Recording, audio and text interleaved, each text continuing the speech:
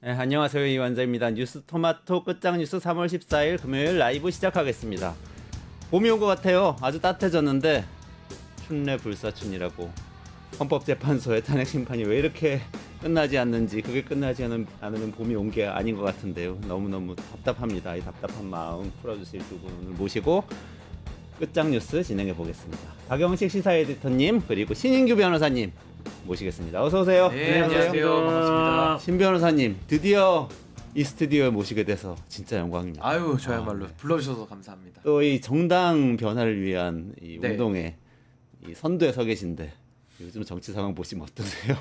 아니 뭐 많은 분들께서 이제는 답답함을 넘어서서 상당한 절망을 느끼실 것 같습니다. 그러니까 정당의 그 민주주의라고 하는 것이 거의 뭐 파괴 일보 직전까지 가 있기 때문에 저는 뭐 이번에 이 내란 사태 수습과 더불어서 결국에는 이 정당을 혁신해야 이 나라의 정치가 올바르게 설 수 있다. 전 그 길을 좀 가고자 합니다. 아, 정말 이 내란이라는 이 아주 어두운 이 상황에서 한 줄기 빛을 우린 찾고 있는데 확 열어젖혀서 정말 밝은, 이 정말 좋은 정당이 좋은 정치를 만드는 그런 빛을 만날 수 있으면 좋겠습니다. 그럼 봄을 맞이하기 위해서 오늘 두 분하고 같이 말씀 나눌게요. 박영식 시사 에디터님. 예. 오늘 첫 번째 이슈 또 혹시 반복되는 건가요? 예, 저희 이번 주 내내 했던 얘기를 또 해야 될 것 같습니다. 근데 좀 기분 내서 할 기운도 없습니다만은 어쨌든 오늘 윤석열 탄핵 심판 선고가 날 거라는 전망이 지배적으로 많기도 했고요. 사실 많은 분들의 기대를 담기도 했습니다만 아직까지 기일 지정 소식은 뭐 들리지 않고 있는 것이고, 근데 이 결론을 좀 빨리 내달라고 요구하는 쪽이 탄핵 소추단 쪽만 그런 것이 아니라 피청구인 쪽인 윤석열 쪽에서도 결론을 빨리 내달라, 이제 이런 요구가 나오고 있다라는 상황이고요. 이제 뒤에 또 얘기를 할 기회가 있겠습니다만은 이 탄핵 선고가 늦어지는 배경에 대해서 많은 분들의 관심이 쏠리고 있습니다.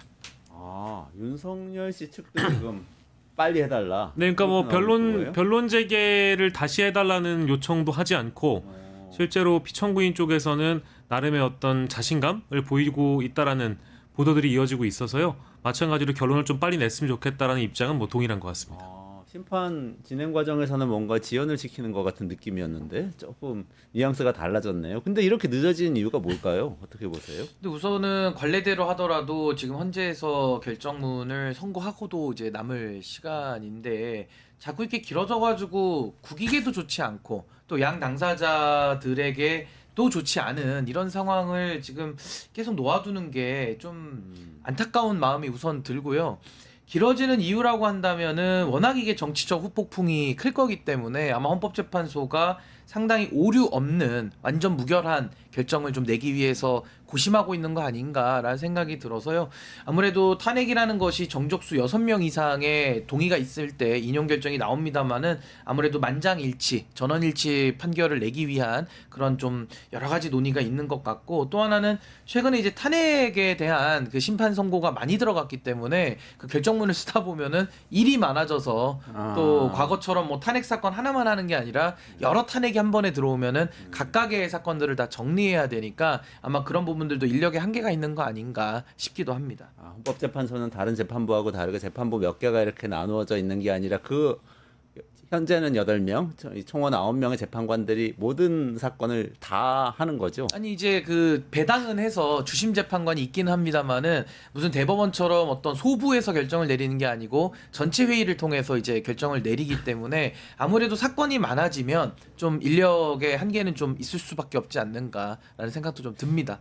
가장 큰 걱정은 근데 인용하고 기각이 지금 나뉘어가지고 막 토론하고 있는 거 아닌가. 이게 사실 많은 분들이 걱정하는 건데, 또 노희범 이 변호사는 헌법연구관 출신이시죠. 이분은 그게 뭐 기각 인용 이거는 다툼이 없을 거고, 뭐 쟁점도 사실관계도 뭐 별로 쟁점이 없을 거고, 아마도 그 결정문을 쓰는데 거기에 이 토시 하나까지 다 만장일치를 내기 위해서 이러는 것 같다, 이런 말씀도 그저께 우리 연결했었죠, 해주셨었어요. 네. 그런 걸까요?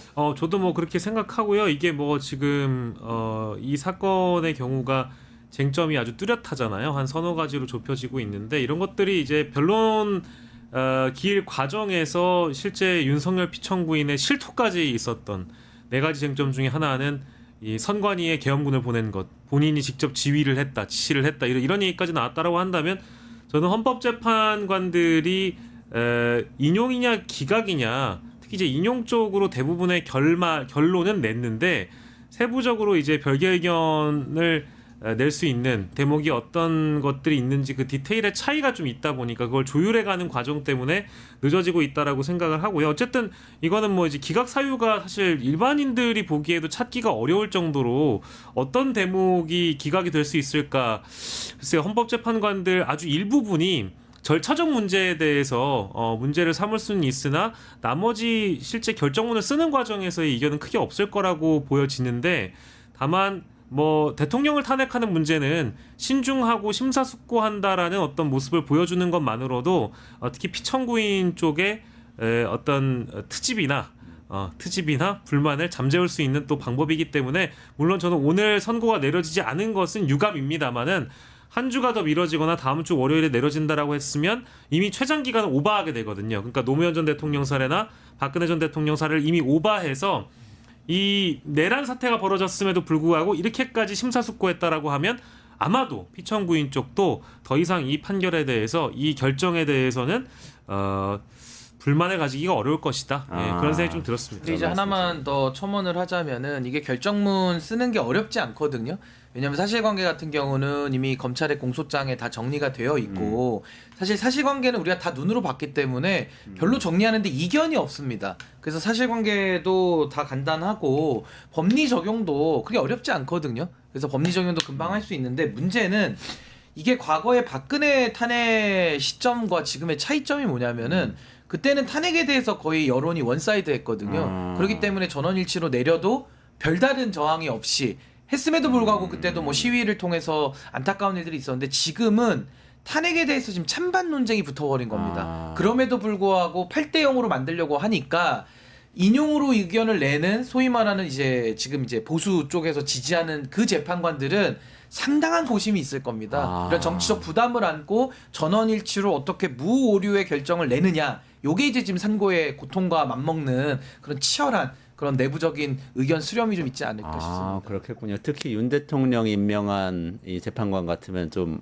어쨌든 심적 부담이 있겠네요. 아니, 소위 말해서 윤 대통령이 직접 지명한 분도 있고요. 또 국민의힘에서 추천한 분도 있고 또 조희대 대법원장이 지명한 분도 있습니다. 그러니까 네. 이런 식의 소위 보수권에서 티오를 받고 오신 분들은 인용은 인용인데 그 여론이 지금 따라와주지 않고 찬반으로 팽팽하게 맞서 있다 보니까 본인들이 충분히 전 압박을 느낄 수 있다고 보고, 원래 헌법재판이라는 것이 정치적 사법 판단이기 때문에 여론이 만약에 완사이 됐다라면 이건 너무 쉽게 나올 결정이 지금은 좀 어려워지는 이런 좀 약간의 딜레마적인 상황이 있는 건 사실입니다. 그렇군요. 오늘 신 변호사님 오셔서 그런가 많이 들어오셨네요. 근데 자유몬수님, 오이가 무슨 뜻이죠? 자꾸 오이를 보내주시는데 지금 오이 하나에 1,024원이라는데 오이 7개 여기가 이제 뉴스 토마토여가지고 야채, 저희 채소 좋아하시는 분들이 많은 채소 청과 가게나 채소 가게라고 생각해서 그런지 예, 뭐 많은 구독자 분들이 오이뿐만 아니라 다른 이모티콘도 많이 쓰시는 것 같더라고요. 원래 채소가 또 몸에 좋잖아요. 그렇죠. 그렇죠. 토마토 오이 많이 드시고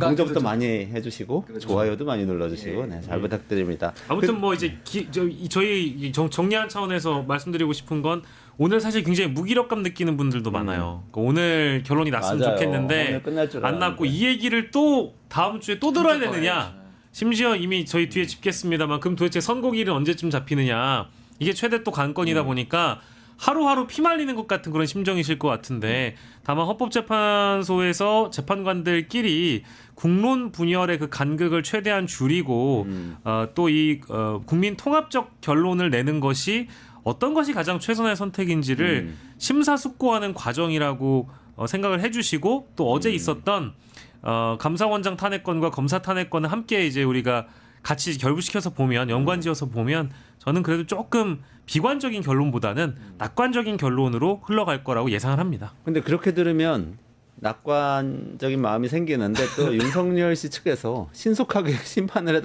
했다고 하니까 또 이게 기각 의견이 좀 많이 나올 걸로 예상을 하고 있나 이런 생각도 들어요. 근데 그거는 실제로 조선일보 보도를 보면 답이 있습니다.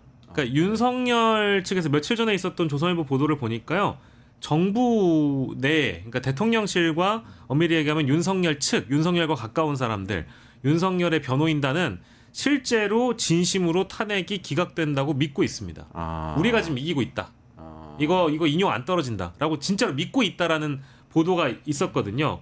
그래서 얼마 전에 우원식 국회의장이 빨리 마은혁 후보자를 임명해라라는 기자회견을 했던 이유도 저거 봐라. 그러니까 시쳇말로 따지면 저거 지금 쫄았다. 쫄리니까 네네. 임명해서 지금 결론이 한 5대3 정도 나 있는데 이걸 6대3으로 만들려고 하는 거다. 라는 식의 여론이 실제 그 안에는 있다라는 거예요. 그래서 실제로 최상목이라는 권한대행이 마은혁을 임명하면 이거 우리 쉽지 않다. 6대3이 될 수도 있다라고 생각을 해서 어떤 이야기까지 나왔냐면 만약에 최상목 대행이 마은혁 후보자 임명을 강행하면 국무위원들 일부를 사임을 시켜서 국무회의가 정상적으로 돌아가지 못하게끔 만든다.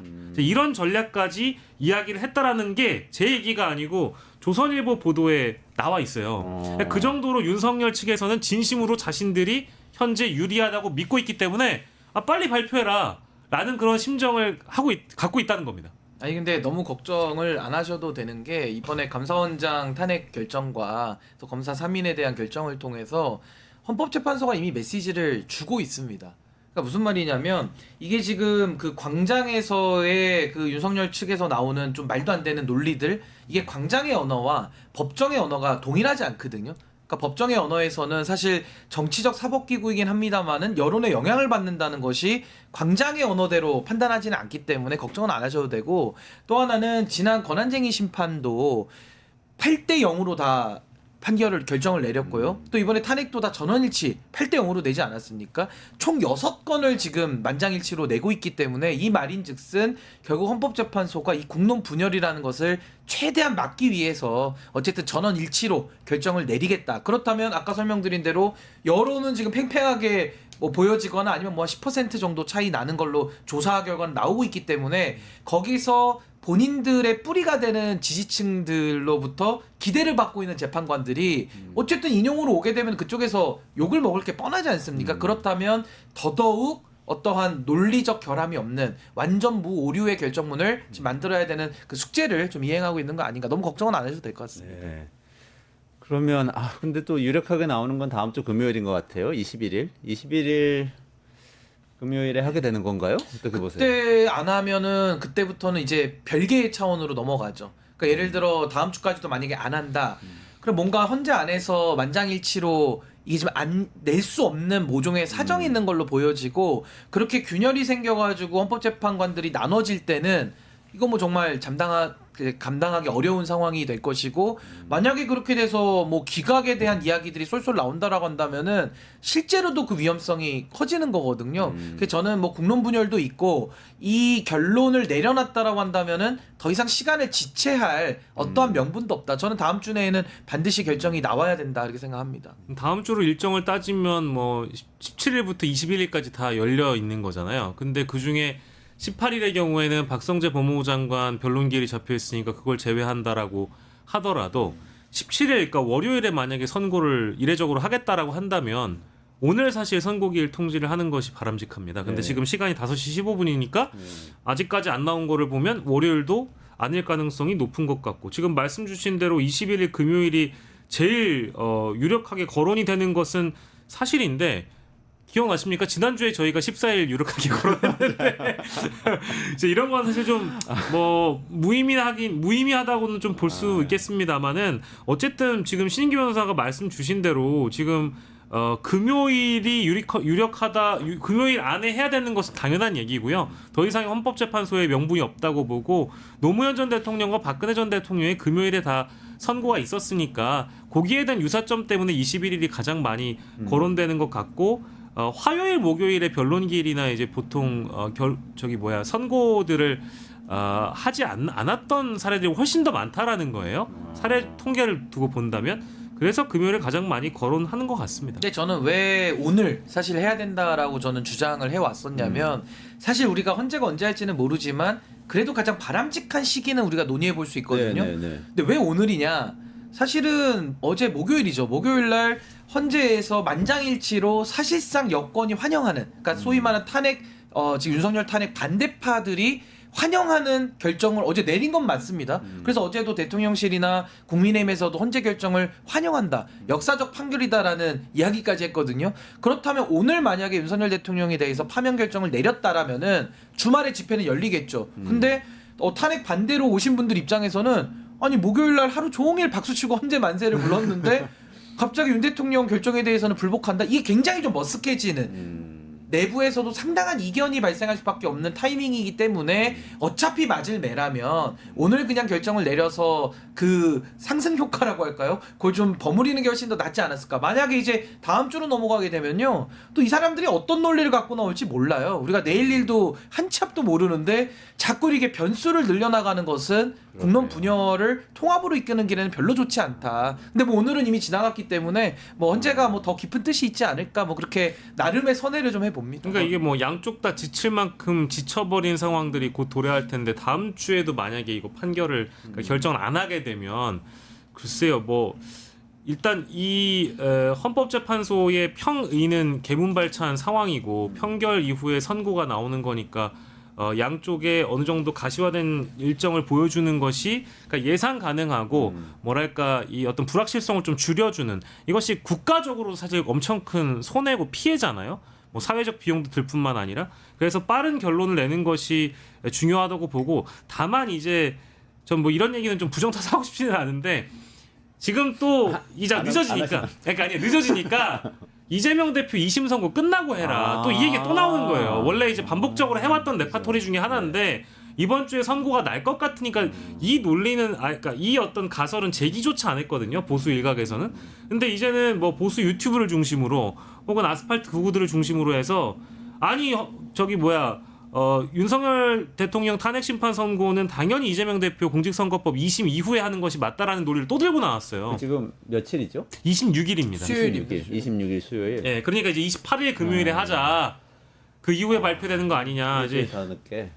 그러니까 이거는 너무 좀 뭐랄까 지치는 이야기죠. 아니 그러니까 이런 거죠. 헌법재판소가 관례를 깨기 시작하면 그것도 또 빌미를 주는 거거든요. 그렇죠. 그럼 그동안에도 2주 안에 선고했던 그 관례가 있으니까 최대한 그걸 지키는 게 좋은 겁니다. 근데 이번에는 아까 제가 설명드린 대로 탄핵이 여러 건 들어왔으니까 일부 인력의 한계를 양해할 수는 있거든요. 설명이 가능하지 않습니까? 그렇다면 다음 주를 넘어가는 것은 또 하나의 빌미가 되고 또 하나의 변수가 되니까 아니 국론을 통합하는 길로 가기 위해서 헌법재판소가 존재하고 헌법을 수호하는 기관인데 오히려 국론을 더 분열시키는 쪽으로 간다면 이거는 그 기관의 위상과 취지에 맞지 않기 때문에 저는 무조건 다음 주에는 헌재가 선고를 해야 된다. 저 그렇게 봅니다. 혹시 한덕수 총리 탄핵도 기각한 다음에 윤석열 이 탄핵 인용하려고 하는 거 아닌가요? 저는 그 가능성은 제로로 봅니다. 왜냐하면 이게 뭐 선입선출이라는 원리도 우리가 많이 얘기했습니다만은 먼저 들어오는 대로 먼저 하는 거고요. 중요도의 면에서도 대통령 탄핵과 총리 탄핵은 비교가 되지 않기 때문에 이건 어느 모로 보나 윤석열 탄핵 심판을 먼저 선고하는 것이 맞고 오히려 그렇게 순서를 바꿨을 때는 더 혼란에 빠질 겁니다. 전 그렇게 못한다고 봅니다. 근데 이제 한덕수 국무총리 거를 먼저 해버리고 만약에 한덕수 국무총리 걸 기각을 해버리면 직무 복귀를 해야 되잖아요. 근데 탄핵 소추를 하는 과정에서 이제 의결 정족수를 가지고 한 총리 측에서 문제를 삼았기 때문에 그것을 빌미로 해서 실제 최상목 권한대행이 임명했던 2명의 헌법재판관들에 대한 정당성을 또 거론할 수 있습니다. 그러니까 이제 문턱 하나하나를 넘어갈 때마다 변수들이 자꾸 생기거든요. 그래서 빨리 해야 된다라고 아까 신인규 변호사가 말씀하신 건데 한덕수 국무총리 건이 먼저 나고 그다음에 윤석열 측의 이 탄핵 선고가 난다고 하면 이게 더 이런 논리들이 꼬일 거기 때문에 저도 가능성은 매우 낮다고 보고요. 다만 함께 할 수 있는 건 아니냐. 윤석열과 한덕수의 선고를 같은 날에 할 수 있는 거 아니냐. 뭐 순서는 윤석열을 먼저 하고 한덕수를 뒤에 하고 할 수는 있어도 이거를 먼저 앞에다가 해놓고 대통령을 그 뒤에 한다라는 것은 오히려 더 일정 자체를 꼬이게 만들고 어떤 재판관들의 결론이 오히려 신빙성을 떨어지게 만드는 그런 결과를 낼 수 있다. 실행력도 떨어질 수 있다. 이런 얘기들을 많이 전망을 하시는 것 같더라고요. 저도 뭐 그 부분 동의를 하고 있습니다. 좋은 말씀 듣고 보니까 수요일 다음 주 수요일에는 꼭 나왔으면 좋겠네요. 월요일은 물 건너간 것 같고 최대한 수요일로는 땡겼으면 좋겠는데 습관적으로 금요일 날 하시니까 또 금요일 날 하실 것 같은데 이렇게 되니까 또 어쨌든 주말에 양 진영의 집회 대결이 벌어지겠죠, 당연히. 아니 그러니까 이제 집회가 하루 이틀 한 것도 아니고요. 갈수록 집회는 더 격해질 수밖에 없습니다. 그렇다면 헌법재판소는 정말 국가를 생각한다면은 이게 계속 늘어짐으로써 국민들이 에너지를 또 소모해야 되고 결국 국력 낭비로 연결될 수밖에 없지 않습니까? 거기다가 경찰들은 계속 이거 헌재 선고 날 때까지는 비상 대기근무를 해야 되는 거예요. 그래서 저는 참 국가적 안정이라는 대의 앞에서 저는 좀 빠르게 각자의 책임을 좀 다해주는 게 좋다. 저는 지금 최상목 대행의 그 문제도 지적하지 않을 수 없거든요. 이 혼란이 여기까지 온 데에는 최상목 대행이 권한대행으로서 역할을 안 하고 손을 놓고 있으니까 나라가 여기까지 엉망진창으로 온 겁니다. 그렇다면 헌법재판소라도 조금 더 중심을 잡고 저는 자신들에게 부여된 권한을 행사해 주는 것이 오히려 저는 혼란을 더 막을 수 있는 유일한 길이다. 저는 그렇게 생각합니다. 알겠습니다. 그러면 두 번째 뉴스로 한번 넘어가 보죠. 예, 두 번째 이슈는 명태균 특검법 또 거부권, 김건희의 앞날은 무엇인가라는 제목인데요. 최상목 권한대행이 결국 뭐 예상 그대로였습니다. 명태균 특검법에 다시 거부권을 행사했는데 이유는 이랬어요. 헌법과 형사법 훼손 우려가 있다. 이렇게 거부권 행사 사유를 밝혔는데 이게 지금 2개월 절반 정도, 2개월하고 딱 2주하고 3주차 정도 됐습니다. 최상목 권한대행이 자리에 올라간 지 그동안 8번의 거부권을 행사하게 됐고요. 지금 윤석열 대통령과 최상목이 합친 거부권 수를 세면은 30번이 좀 넘는 걸로 30번이 넘는 걸로 지금 계산이 되고 있어서 이것도 사실 우리 역사에 굉장히 이례적인 일이다. 게다가 사실 속도로만 따지면 거부권의 횟수나 이제 빈도로 따지면 최상목 권한대행이 갖고 있는 게 2개월 절반 만에 8번이잖아요. 그거를 대통령 임기로 환산하면 사실 더 많은 거부권을 쓰게 된 거기 때문에 이게 과연 권한 대행으로서 형식적인 권한을 행사하는 게 아니라 선택적으로 적극적인 권한 행사를 하는 것이 이것이 옳은 일인지에 대한 논란도 함께 지금 불거지고 있습니다. 아까 마지막에 이 첫 번째 뉴스 마지막에 신 변호사님께서 최상목 권한대행이 해야 될 일을 하지 않고 있다 이런 말씀 주셨었는데 이것도 그중에 포함되는 건가요? 아니 저는 뭐 소위 말하는 이 보수 언론들이 줄 탄핵이라는 비판을 일제히 들고 나왔어요. 뭐 심지어 국민의힘뿐만 아니라 뭐 개혁신당까지 다 지금 난리를 치고 있는데 저는 줄 탄핵을 비판할 수 있다고 보거든요. 저도 탄핵이 너무 남발됐다는 생각이 들기는 합니다. 중요한 사람들한테만 더 했었어야 된다는 아쉬움이 남는데 왜 반대로 줄 거부권에 대해서는 한마디도 안 합니까? 그래요. 줄 거부권은 못 들어봤네요. 단어 그러니까 자체로. 줄 거부에 대해서도 비판을 하면서 줄 탄핵도 비판을 해야 이게 맞는 거고 모든 게 원인과 결과, 원인과 증상으로 나뉘지 않습니까? 줄 거부권을 쓰니까 줄 탄핵으로 대응을 할 수밖에 없는 겁니다. 줄 거부를 하는데 가만히 구경만 하고 있다면 그게 국회일 수 있겠습니까? 그러니까 저는 원인과 결과를 정확하게 순서대로 지적을 해야 문제가 해결이 되는데 지금은 결과라고 하는 줄 탄핵만을 가지고 시비를 삼기 때문에 매우 잘못된 접근법이고 너무나도 정쟁화된 접근법이다 이런 생각이 드는 것이고요. 이 위헌에 대해 가지고 지금 우려를 많이 하시는 것 같아요. 최상목 대행이 오늘도 보니까 헌법과 형사법 훼손의 우려가 있다. 헌법가치 우려 얘기하시거든요. 아니 그러면은 헌법 가치에 대한 훼손의 우려가 있다면은 본인이 헌법을 위반하고 있는 건 어떻게 처리해야 됩니까? 아니 헌법재판소에서 결정한 것도 이행하지 않고 있을 뿐만 아니라 헌재에 간 이유도 헌법을 어겼기 때문에 간 거거든요. 그러니까 두 번 어긴 거죠.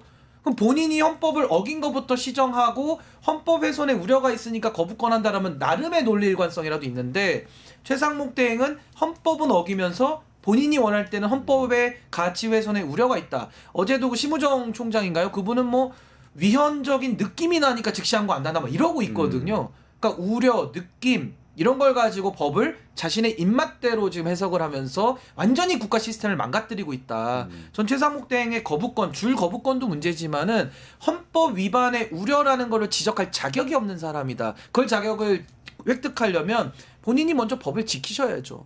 전 그 부분이 매우 심각한 문제고 전 최상목 대행에게는 끝까지 반드시 이 혼란에 대한 전 책임을 좀 물어야 된다. 전 그렇게 생각합니다. 겨우 뭐 사실 선출직 공직자도 아니잖아요. 임명직 공직자 주제에 이번 내란 사태에서 가장 핵심적으로 내란에 가담한 사람 중에 한 명일 수 있을 것 같고요. 지금 우원식 국회의장도 며칠 전에 기자회견 통해서 이 최상목 권한대행에게 헌법을 지키라는 명령을 했습니다. 헌법을 지키라는 요구를 한 것인데 따지고 보면 지금 마은혁 후보자 임명을 하지 않은 부분뿐만 아니라 지금 마용주 대법관조차도 임명하지 않은 게 지금 80일이 지났어요. 만약에 마용주 대법관을 임명하게 되면 왜 마은혁은 임명하지 않느냐라는 얘기가 또 따라오지 않겠습니까? 그러니까 둘 다 임명을 안 하고 있는 거거든요. 게다가 특검법의 경우에도 마찬가지인 게 상설특검의 경우에는 지체 없이 후보를 추천하게 돼 있습니다. 근데 그것도 지금 추천 안 하고 있어요. 그러니까 아예 뭉개버리고 있는 거거든요. 그러니까 이렇게 헌법을 지키지 않는다라는 것은 사실은 헌법을 무시하고 사회통합을 강조할 수 없을 뿐더러 헌법을 무시하고 어떻게 대한민국 국민일 수가 있겠습니까? 게다가 지금 권한대행이잖아요. 어느 지금 대한민국의 가장 높은 위치에서 컨트롤 타워의 수장인 것인데 이분이 헌법을 안 지키면서 오늘 이렇게 뭐랄까 이렇게 혓바닥을 낼름낼름 하실 수 있는 건지 저는 잘 모르겠습니다. 아니 그리고 법이라는 게 권위를 획득하기 위해서는 보편성이라는 게 가장 중요하거든요. 예를 들어 법이 있는데 여기서 앵커님께만 적용을 안 하고 저희 둘에게만 적용하면은 그 법을 누가 지키겠습니까? 그렇죠. 반란 일으키죠. 네, 그렇죠. 아니 그러니까 법이라는 게 보편타당하게 형평을 전제하고서 집행될 때 그게 권위를 스스로 획득하는 거거든요. 최상목 대행은 지금 법의 권위를 스스로 무너뜨리고 있는 겁니다. 아니 본인이 법을 지키지 않으면서 어떻게 행정을 집행하죠? 그 오늘도 뭐 신호 위반하시거나 뭐 간단한 경범죄 어겨가지고 고지서 받아보시는 분들 많으실 거거든요. 그분들이 고지서를 받아봤을 때 아 이거는 내가 위헌에 우려가 있다. 난 고지서 돈 안 낸다. 내지는 아 위헌의 느낌이다. 느낌이다. 난 신호 위반 안 했는데 왜 위반이라고 하느냐. 이런 식으로 해서 법을 다 거부한다면은 이 나라 운영이 되겠습니까? 그렇죠. 아니 그래서 저는 법에 대해서 잣대를 아주 다르게 되면서 본인이 하고 싶은 것만 하는 이런 식의 취사 선택은 법 집행이 될 수가 없다. 임명도 그렇습니다. 지금 뭐 최고재판소들에 대한 구성원들 임명도 스스로 지금 거부하고 있고요. 그럼 임명을 안 하려면 일관되게 안 해야 될 거 아닙니까? 근데 또 경찰에 대한 고위직 인사는 하거든요. 그러니까 이게 그렇죠. 맞아. 앞뒤가 다 안 맞기 때문에 전 최상목 대행은 지금 저 자리에서 월급을 받을 전 자격이 없다. 그래서 저는 오히려 직무유기로 처벌도 감수하셔야 된다. 전 그렇게 생각합니다. 그게 저 항상 궁금한데 헌법재판소에서 이 누군가를 임명해야 한다. 예를 들면 헌법재판관 마은혁 재판관 임명해야 한다. 이렇게 이 결정을 했을 때 그 행정기관이 그거를 어떤 시한 내에 임명을 해야 된다거나 이런 게 있습니까? 아니 기간을 그냥 정해놓지 않았죠. 왜냐하면 네. 헌재가 결정을 내렸을 때 모든 국가기관을 기속한다고 돼 있기 때문에 기속의 의미가 즉시 효력이 발생하는 거고 구속을 하는 겁니다. 안 지킬 도리가 없으니까 기한도 설정할 필요가 없어서 입법에는 그게 안 나와 있어요. 근데 우리가 민주주의라는 게 법을 만들지 않습니까? 법을 지키자고 만드는 겁니다. 근데 법을 안 지키겠다는 사람이 트집을 잡기 시작하면요. 모든 입법이라는 게 사람이 하는 일이기 때문에 법을 안 지킬 사람이 어디를 틈을 잡을지는 우리가 예상이 안 되는 거거든요. 그렇기 때문에 지금 이 상황은 법을 지키자고 만든 건데 죽자고 법을 어기려고 드니까 이건 지금 도리가 없는 상황이다. 그러니까 이것은 결국에는 이런 상황을 전제해서 우리가 뭐 어떤 정치적인 강제력은 없습니다만은 직무유기, 정당한 사유 없이 공무를 수행하지 않을 때는 직무유기로 처벌을 하는 거거든요. 아마 최상목 대행은 지금 고발이 돼 있는 걸로 알고 있기 때문에 거기에 대해서 형사적으로 책임을 지게 될 겁니다. 그리고 져야만 할 것입니다. 사실 이제 이런 인물들이 탄핵 대상이죠. 그러니까 그렇지, 어제 지금. 저희가 짚었던 감사원장이나 검사들의 문제도 이미 기각이 떨어졌기 때문에 거기에 대해서 왈가왈부 이제 더 이상 안 하겠지만 이런 케이스가 저는 뭐 아주 전형적인 탄핵 대상이 돼야 된다고 보고요. 심우정 검찰총장도 마찬가지인데 지금 또 이제 굉장히 많은 이 탄핵 그 소추권이 있었기 때문에 민주당 입장에서도 정치적으로 부담이고 사실은 지금 최상목 다음 사람이 권한대행을 한다고 하면 이제 이주호 사회부 총리가 네. 해야 되는데 이분 또 정치인 출신이어가지고 그 자신의 수완을 생각하거나 정치적 이득을 또 꾀할 수 있는 거거든요. 이제 그런 것들이 부담이어가지고 추진을 못 하고 있는 것도 있어서 아무쪼록 지금 상황이라는 게 굉장히 유감스럽습니다. 아니 그래서 저는 앞으로 이거 뭐 제도적인 개선의 문제입니다만은 차제에 우리가 나중에 개헌을 하게 된다라고 한다면은 이런 권한대행의 제도를 저는 반드시 수정해야 된다고 봅니다. 그렇겠네요. 그러니까 예를 들어 이런 내란에 같이 가담했던 사람들끼리 권한대행을 이어가다 보니까 내란에 가담한 혐의자들이 내란을 진압하는 아주 모순적인 상황을 우리가 지금 겪고 있거든요. 네네. 그러니까 너무 어렵습니다. 그래서 저는 민주적 정당성이 행정부에도 있고 국회에도 있기 때문에 전 차제의 권한대행을 전 국회의장이 하거나 아니 국회에서 어떠한 권한을 가지고 권한대행자를 임명하는 선출하는 저는 이런 방식을 통해서 뭔가 최악의 상황까지도 대비할 수 있는 그런 개헌에 대한 입법적인 조치도 반드시 좀 필요하다 이렇게 봅니다. 그러니까 그 불법 계엄 선포와 관련된 권한대행 제도는 지금 사실 완전히 꼬여 있는 거죠. 국무회의 심의를 받아가지고 대통령이 계엄을 선포해야 되는데 그 계엄이 불법일 경우에 국회가 탄핵을 해서 해제시키고 해제시킨 다음에 탄핵을 할 수 있는데 하는데 그쪽 동네에서 그쪽에서 또 또 다시 이어가는 거예요. 권한대행을 이어서 해야 되니까 이게 지금 공범들이 이어가면서 그러니까 사실은 계속 해야 되는 수사를 상황이 받아야 되는 될 거죠. 조폭 구성원들인데 조직폭력배 구성원들인데 자기들끼리 그냥 순서대로 조폭 서열대로 그 이어받게 돼 있어요. 그러니까 지금 우리 박영식 에디터님 말씀하신 대로 누구를 탄핵으로 날려도 이게 뭐 역풍이 두려워서가 아니라 똥차 빼니까 쓰레기 차 오는 막 이런 그렇죠. 식의 굉장히 모순적인 상황이 계속 발생하거든요. 근데 만약에 이번에 뭐 나중에 개헌을 우리가 한다 치면은 이런 내란이라는 극단적인 상황일 때는 권한대행을 제한적으로라도 국회에다가 우리가 만약에 권한대행을 승계시킨다면은 국회의장이 임시로 하면 안 됩니까? 민주적 정당성이 가장 큰 사람이거든요. 그랬을 때는 이렇게 진압이 안 될까요? 우원식 의장이 최상목 대행에게 읍소할 필요가 없는 겁니다. 그냥 정리해버리면 되거든요. 근데 이런 것들이 지금 계승의 순서가 잘못되어 있기 때문에 안 되는 건데 아마 우리 헌법을 제정하시거나 또 입법하신 분들께서 이런 윤석열 스타일의 친위 쿠데타까지는 상정을 못했기 때문에 설마 이렇게 민주화까지 일어났는데 이렇게 할까? 약간 조금은 여기까지 예상을 못했다. 네. 그렇기 때문에 제가 아까 말씀드린 대로 최상목 대행이나 윤석열 측에서 자꾸 입법에 대한 그 안 지키기 위한 논리를 만들기 시작하면 이건 끝도 한도 없는 겁니다. 그렇죠. 그러니까 법을 안 지키겠다는 거예요. 그럼 내란은 그냥 진압을 해버려야 되는 거지 더 이상의 좋은 말로 해서 될 일은 아닌 것 같다. 그런 생각이 듭니다. 최상목 대행이 자꾸 이러니까 이런저런 얘기가 나오는데 대통령 출마할 생각이냐는 질문도 받았다면서요. 아, 그러니까 이제 그 월스트리트 저널과 인터뷰를 얼마 전에 했는데 거기에서 나온 얘기가 대선에 나갈 생각이 없느냐라는 질문을 했어요.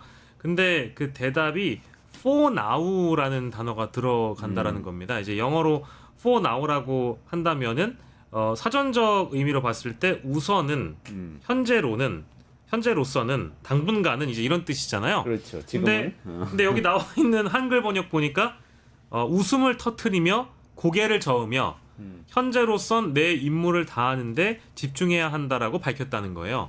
그러니까 이거를 보니까 이 최상목이라는 사람이 지금 최근에 대통령 놀이에 혹 심취해 있어서 그런지 몰라도 진짜 권한 대행을 하다가 대권으로 실제 가려고 하는 거 아니냐, 혹은 뭐 실제 대선 후보로 출마할 생각이 있는 것도 아니냐, 이런 억측까지 들게 만들잖아요. 충분히 그런 의심을 사기에는 충분한 것 같고, 게다가 또 가는 곳마다 찍히는, 이게 자꾸 그렇게 생각하면 안 되는데 가는 곳마다 찍히는 사진이나 네. 하는 행동이나 이런 것들이 뭔가 지금 자신이 마치 대통령이 된 것처럼 행동하는 그런 사진들이 많이 있어서 최근에 방문했던 공군사관학교 사진이 좀 대표적인데요. 거기 이제 졸업식 및 인관식이 있었는데 네. 대통령급 의전은 원래 받지 않습니까? 네네네. 권한대행이다 보니까. 그래서 거기에서 보여지는 표정이나 제스처 이 모든 것들이 대통령 같더라. 대통령인 줄 알더라. 이제 이런 평가들이 달린다는 것입니다. 근데 비단 이런 어떤 이미지가 이번에만 있는 게 아니고요. 처음에 대통령 권한대행이 됐을 때 자신의 SNS에 그 이제 제목 같은 거 쓰지 않습니까? 네. 우리가 프로필 사진도 바꾸고 뭐 거기에 이제 나를 상징할 수 있는 문구 같은 거 넣었는데 거기에 액팅 프레지던트라고 써놔요. 그러니까 본인을 상징하는 네네네. 단어를 대행이라는 뜻이죠. 그렇죠. 네. 액팅 프레지던트라고 써놓으니까 사람들이 이게 액팅 프레지던트가 뭐지 이거 찾아보기도 하고, 뭐 당연히 페이스북과 인스타그램은 대통령 권한대행으로 바꿔놓고요. 그러니까 나라가 혼란스러운데 이런 거 바꿀 정신은 있구나 라고 생각을 하게 되는 거예요. 그렇죠. 네, 그러니 그러네요. 지금 심리는 대통령이라고 본인을 착각하고 있는 거 아닌가, 이제 이런 구설수에 올랐습니다. 아니 근데 이제 뭐 자리가 사람을 만든다고 그 자리에 가보니까 전 대통령 하고 싶은 마음이 들 수도 있다고 생각은 해요. 그러면은 본인이 대통령 출마를 하면 될 일 아니겠습니까? 최상목 대행 저는 대선 출마하면 뭐 하는 대로 또 국민들이 심판을 할 거기 때문에 만약에 그런 마음을 먹는다면 그건 자유인데 아마 여권 쪽에서는 초비상이 걸리지 않을까? 이제 또 내각 안에서 김문수 장관과 또 최상목 대행이 한솥밥을 먹다가 또 대통령 후보 나온다 그러면 뭐 무소속으로 나오진 않을 거 아닙니까? 네네. 민주당에서는 받아줄 일이 없고요. 네. 그렇다면 뭐 여권 지형에 상당한 변화를 일으킬 것 같아서 저는 뭐 경선의 역동성을 위해서는 나오는 것도 뭐 본인의 자유고 재밌을 것 같습니다. 나와서 심판을 좀 받아보기를 권해드립니다. 그리고 이제 네. 사실은 내용으로 봤을 때 이제 당연히 이제 경제부총리이고 대한민국의 경제가 위기고 뭐 당연히 이원재 교수님 더 잘하시는 것처럼 지금 트럼프발 관세 전쟁이 전 세계를 휩쓸고 있는 상황이기 때문에 그 내용도 하지 않았겠어요? 근데 지금 보니까 트럼프 대통령과의 직접 소통을 본인이 원한다고 네네네. 인터뷰를 했더라고요. 네, 네. 기회만 주어진다면 한국의 대미 무역 흑자가 일시적이라는 점을 자신이 강조하겠다. 이런 얘기를 했는데 참 쪽팔린 게 월스트리트 저널이 거기에 이제 그 평가를 달았는데 미 당국자들을 인용해서 트럼프는 너 만날 생각 없어. 너만 그렇게 생각하지. 대한민국의 차기 대통령이 선출될 때까지 기다리고 있지. 최상무 네 의견만 그런 거야라고 콕 집어준 것도 사실 굉장히 쪽팔리는 일이고요. 그리고 저도 사실 잘 몰랐는데요. 권한대행이 외신 인터뷰를 단독으로 하는 거가 유례적인 일이랍니다.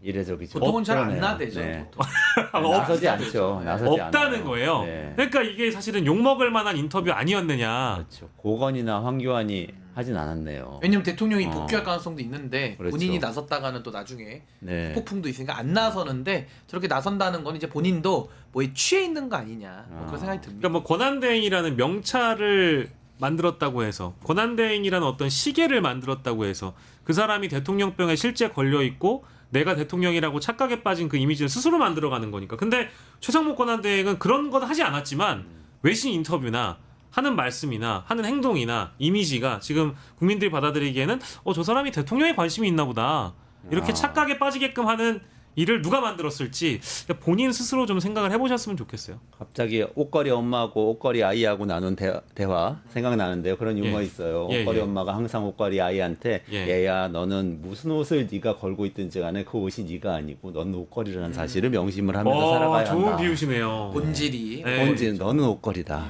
예. 입고 있는 옷이 네가 아니다. 네.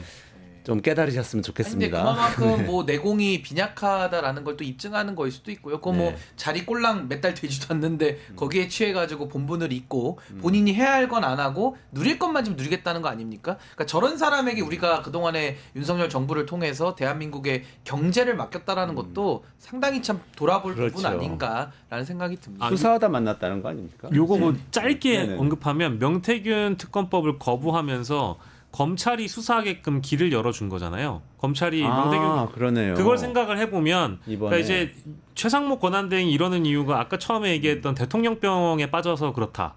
이것도 의미가 있겠습니다만 두 번째로는 내란의 가담자로서의 어떤 걱정과 우려가 분명히 있다.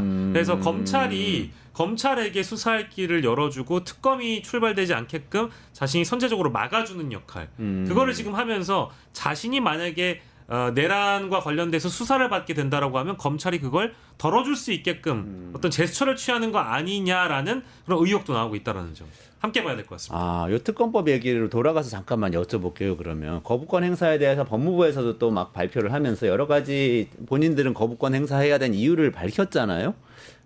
그 이유들 중에서 어쨌든 뭐 너무 수사 대상이 넓다 뭐 이런 것도 있고 수사 그래서 대상이 위험하다. 불명확하고 뭐 네. 범위가 방대해서 과잉 수사에 따른 또 뭐 인권 얘기했어요. 인권 침해 우려가 인권 있다 침해. 이런 얘기를 했죠. 인권 어때요? 정부네요, 인권 정부. 인권 정부가 왜 이렇게 입을 틀어막아가지고 인권 친화적이에요. 이해가 잘 안 됩니다. 이틀막이 후쿠시마 인권 오염수 많이 뿌리고 인권 정부인데 이해가 안 됩니다 정말로. 아니 근데 지금 저는 법적으로는 뭐 어때요? 아니 그러니까 이런 거죠. 수사 범위가 넓어서 못한다? 아니 범죄자가 많으면은 더 중한 범죄 아닙니까? 예를 들어 조폭이 10명짜리 조폭이 저지른 범죄와 조폭이 1000명이 있어요. 저지른 범죄 수사사항 많죠. 그럼 더 심각한 범죄 아닙니까? 그러니까 이거는 얼마나 자기모순적인 발언이냐면 수사 대상이 많고 그만큼 개입한 선거 범죄가 많다라고 한다면은 민주주의를 훼손해도 10번, 20번, 100번 훼손한 거죠. 아니 그러면은 10번, 20번, 100배에 해당하는 엄벌을 해도 모자란 상황에서 수사 범위가 넓으니까 못하겠다? 이거는 언어 도단이고 완전한 모순이다. 많으니까 더 해야죠. 특검의 규모를 더 늘려서 해야죠. 또 어떻게 거기에 대해서 할 게 많으니까 우리는 못합니다라고 이야기하는 것은 참 너무나도 뻔뻔하고 본인들의 말이 가지는 그 함정, 말이 가지는 모순을 전혀 인지하지 못하고 있거나 아니면 인지하면서도 그런 말을 한다라면은 상당히 이건 좀 사악한 의도 아니냐 그런 생각이 듭니다. 그리고 여기 보면 현 시점에서 특검을 도입하는 게 특검 제도의 보충성과 예외성 원칙에 배치된다라고 얘기를 하는데 이 말인즉슨 명태균과 관련된 사건을 검찰이 지금 충실하게 이미 수사를 진행하고 있고 수사의 고삐를 확 잡아 틀어가지고 여러 이제 정치인들 수사로 뻗어나가고 있는데 특검이 이 시점에 출발하는 것은 잘못됐다라는 표현, 그러니까 법무부로서는 당연한 표현이라고 보는데 예전에 특검도 다 그랬어요. 검찰이 수사를 하다가 이어받아가지고 다 보완해서 그랬죠. 박근혜 특검도 그렇게 다 그렇게 그랬죠. 했습니다. 박근혜 특검도 그렇죠. 검찰이 잡아 넣고 특검 들어갔죠. 맞아. 박근혜 그랬죠. 특검. 다. 그러니까 이게 법무부 차관이자 장관 대행의 입장을 제가 보고 나서 느낀 거는 역대 특검을 안 돌아봐서 이런 입장을 발표한 건 아닐 텐데 네. 예, 그냥 검찰이 그러니까 해봐라 이거죠. 그러니까 이 사람들의 논리가요 전형적인 내로남불이에요. 그러니까 자기가 할 때는 정의롭고 다 되고 남이 한다 그러고 본인들이 대상이 되면은 다 못한다 그러거든요.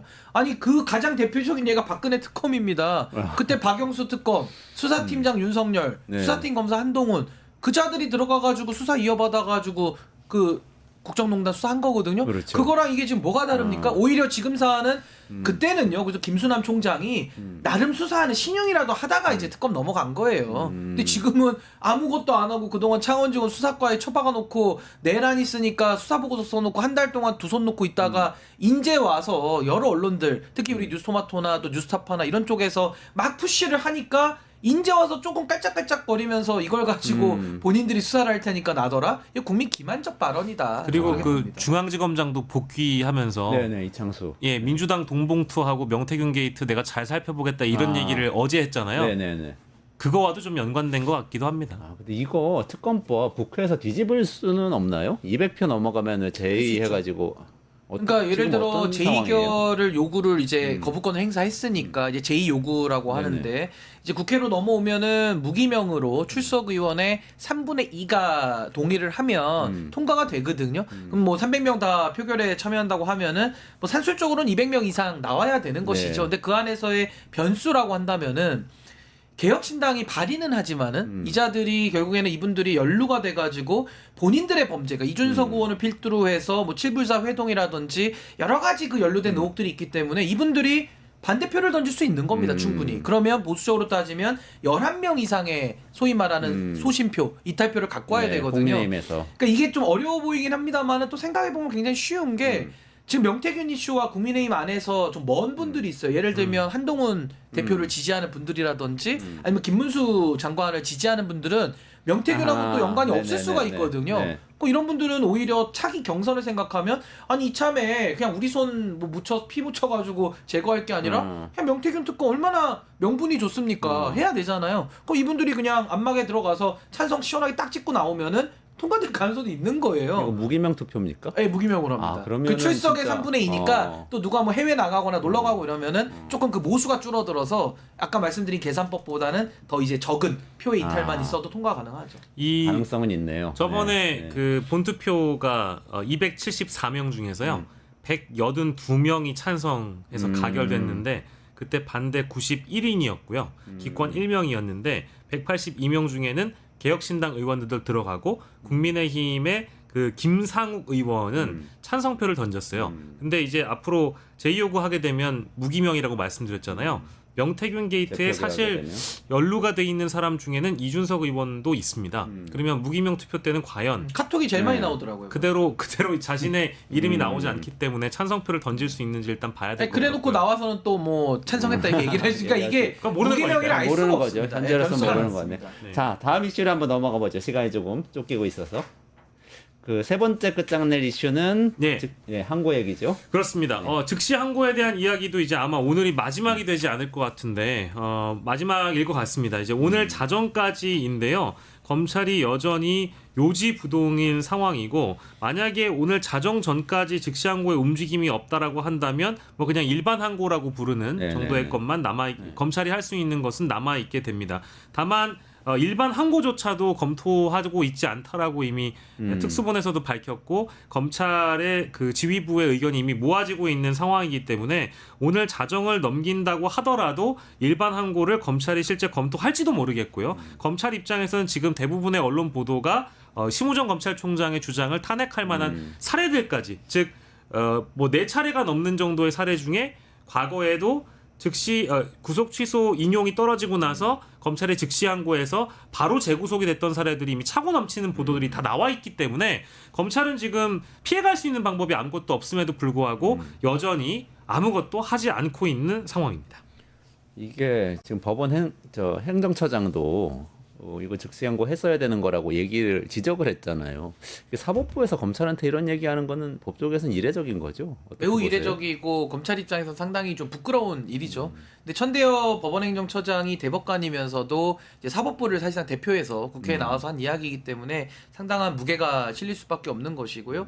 천대엽 처장이 이야기하기 전까지만 해도 많은 국민들이 즉시항고 포기서를 제출하고 그러고서 석방지를 한 줄 알았거든요. 네네. 근데 알고 보니까 안 낸 그냥 거예요, 서류를. 안 내고 그냥 막 풀어주고 하는 겁니다. 그 즉시항고 기간이 살아있는데 여전히 즉시항고는 죽어도 안 하겠다 이런 모순된 얘기만 하고 있습니다. 그러니까 지난 2018년도에 사례도 이제 뒤늦게 발견이 된 건데 똑같은 사안에서 구속치사가 나왔을 때 먼저 풀어주고 이후에 즉시항고를 해가지고 다시 구속이 된 사례가 있다는 겁니다. 네. 근데 검찰은 그게 잘못됐다라는 거예요. 그래서 지금 똑같이 그 잘못을 반복하면서 2018년도가 잘못됐으니까 자기들은 아무것도 안 하겠다 지금 이런 식의 아주 궤변을 늘어놓고 있거든요. 그러니까 지금 오히려 검찰이 윤석열에 대해서 사실상 도주 원조를 하고 있는 이런 상황 속에서 유일하게 국민적 비판을 피해 나갈 수 있는 방법은 지금이라도 몇 시간 남지는 않았습니다만은 즉시항고서를 제출하고 바로 잡는 거죠. 상급심의 판단을 받아보는 거죠. 여기에 대해서는 위법 사항이 한두 개가 아닙니다. 검찰총장이 특수본을 만들어 놓고 특수본의 사실 대검 예규에 따르면은 수사에 관해서 지휘 감독할 수 없게 돼 있거든요. 근데 이건 지금 막 자신들이 특수본을 가지고 완전히 지금 압박을 넣는 행태로 여기까지 일을 벌려왔거든요. 그렇다면 검사들은 단독관청이라 그래가지고 개개의 공무원이 검사들은 한 명 한 명이 처분권을 갖고 있습니다. 그럼 지금도 특수본에 있는 주인 검사를 비롯해서 아무 검사라도 즉시항고서를 유효하게 제출할 수 있거든요. 네네. 그러니까 저는 특수본에 있는 검사들이 지금 이 방송을 본다면 자꾸 비겁하게 심우정 총장 핑계를 댈 것이 아니라 본인들이 단독관청에 걸맞는 정의로운 행동을 좀 하기를 바란다. 만약에 오늘 자정까지 이걸 안 해서 즉시항고 기간이 도과되고 만료가 된다고 하면요. 윤석열의 도주 원조 불법 석방에 대해서 본인들도 다 동의해버리는 거거든요. 그렇죠. 그러니까 비겁하게 나오지 말고 지금이라도 즉시항고서를 제출해서 법원행정처장의 지적에 일부라도 부응하는 모습을 좀 보이기를 바랍니다. 제출 안 한다면 사실상 윤석열 씨를 그냥 풀어주기 위해서 불법 이런 일을 석방입니다, 했다는 얘기가 되는데 그러면 여기 그걸 넘어서서 앞으로 명태균 게이트도 그렇고 아까 얘기했던 우리 여러 가지 수사도 이거 뭔가 제대로 안 하는 거 아니야? 이런 의심이 들잖아요. 이런 검찰에게 자꾸 뭔가를 맡기려고 하는 사람들은 다 의심스럽거든요. 저는. 그러니까 지금 아까 저희가 짚었던 최상목 권한대행도 검찰한테 수사 잘해봐라. 이런 검찰이 명태균 게이트를 공정하게 수사를 하겠습니까? 게다가 또 어떤 분들은 이번 구속 취소 인용 결정 이후에 또 즉시 항고 포기 결정까지 내려졌는데 공수처를 폐지하자. 무슨 말인지 잘 모르겠어요. 검찰을 문제 삼는 것은 너무 당연한 일인데 검찰에게 오히려 기회를 더 주는 쪽으로 이야기하는 사람들은 다 의심스럽고요. 마지막으로 하나 이제 언급해드릴 건 지금 이 즉시항고의 위헌 가능성을 검찰 쪽에서 가장 많이 언급했었잖아요. 근데 말씀드렸던 이 즉시항고를 해서 재구속시켰던 사례들을 다 보면 법원이 그때 결정문에 즉시항고를 받아들이면서 검찰 측의 즉시항고는 이유가 있다. 법원의 구속 취소 결정을 취소한다라는 이 문장이 담겨 있습니다. 거기에는 그 어떤 위헌 가능성도 결정문에 담겨 있지가 않아요. 그러니까 법원은 지금까지 위헌 가능성을 언급해 왔던 것과는 대조된 결정을 그동안 받아들이면서 즉시 항고를 해왔다는 전례가 있다라는 겁니다. 오늘 이 마무리해야 될 것 같은데요. 오늘 말씀을 듣고 보니까 탄핵 심판은 어쨌든 최대한 빨리 하자. 늦더라도 다음 주까지는 끝내자.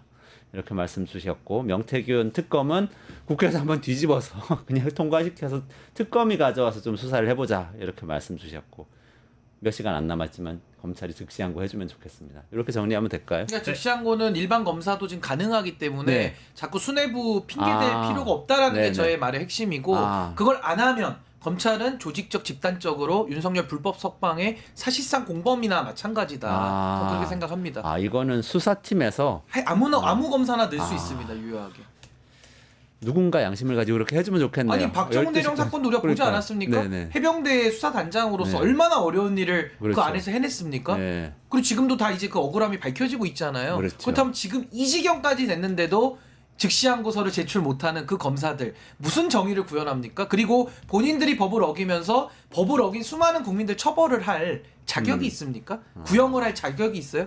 그래서 그 부분을 좀 고민해봤으면 좋겠습니다. 검사 한 명이 이렇게 중요합니다. 이런 순간을 위해서 또 명예와 또 직업의 안정성 이런 것들 갖고 있는 거 아닌가 싶기도 한데 꼭 그런 분 한 분 계셨으면 좋겠습니다. 끝장 뉴스 여기까지 진행하고요. 조금만 기다리시면 끝내주는 경제에서 중국 AI가 요즘 뜨네요. 딥시크 나오더니 지금 마누스도 나오고 거기 알리바바에서도 쿠엔이라고 새로 나왔는데 이게 지금 미국을 뒤집고 있다고 하니까 강정수 박사 모시고 끝까지 이야기 나눠보도록 하겠습니다. 오늘 신인규 변호사님 그리고 박영식 시사 에디터님 여기서 보내드릴게요. 고맙습니다. 감사합니다. 감사합니다.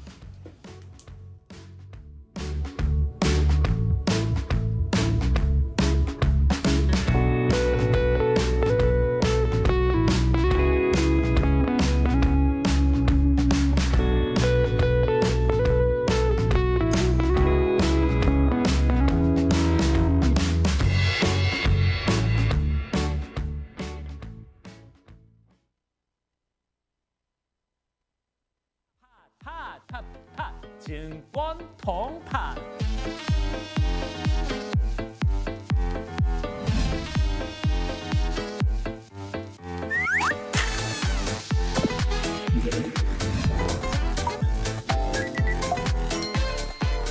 매일 낮 12시에 많은 참여 바랍니다.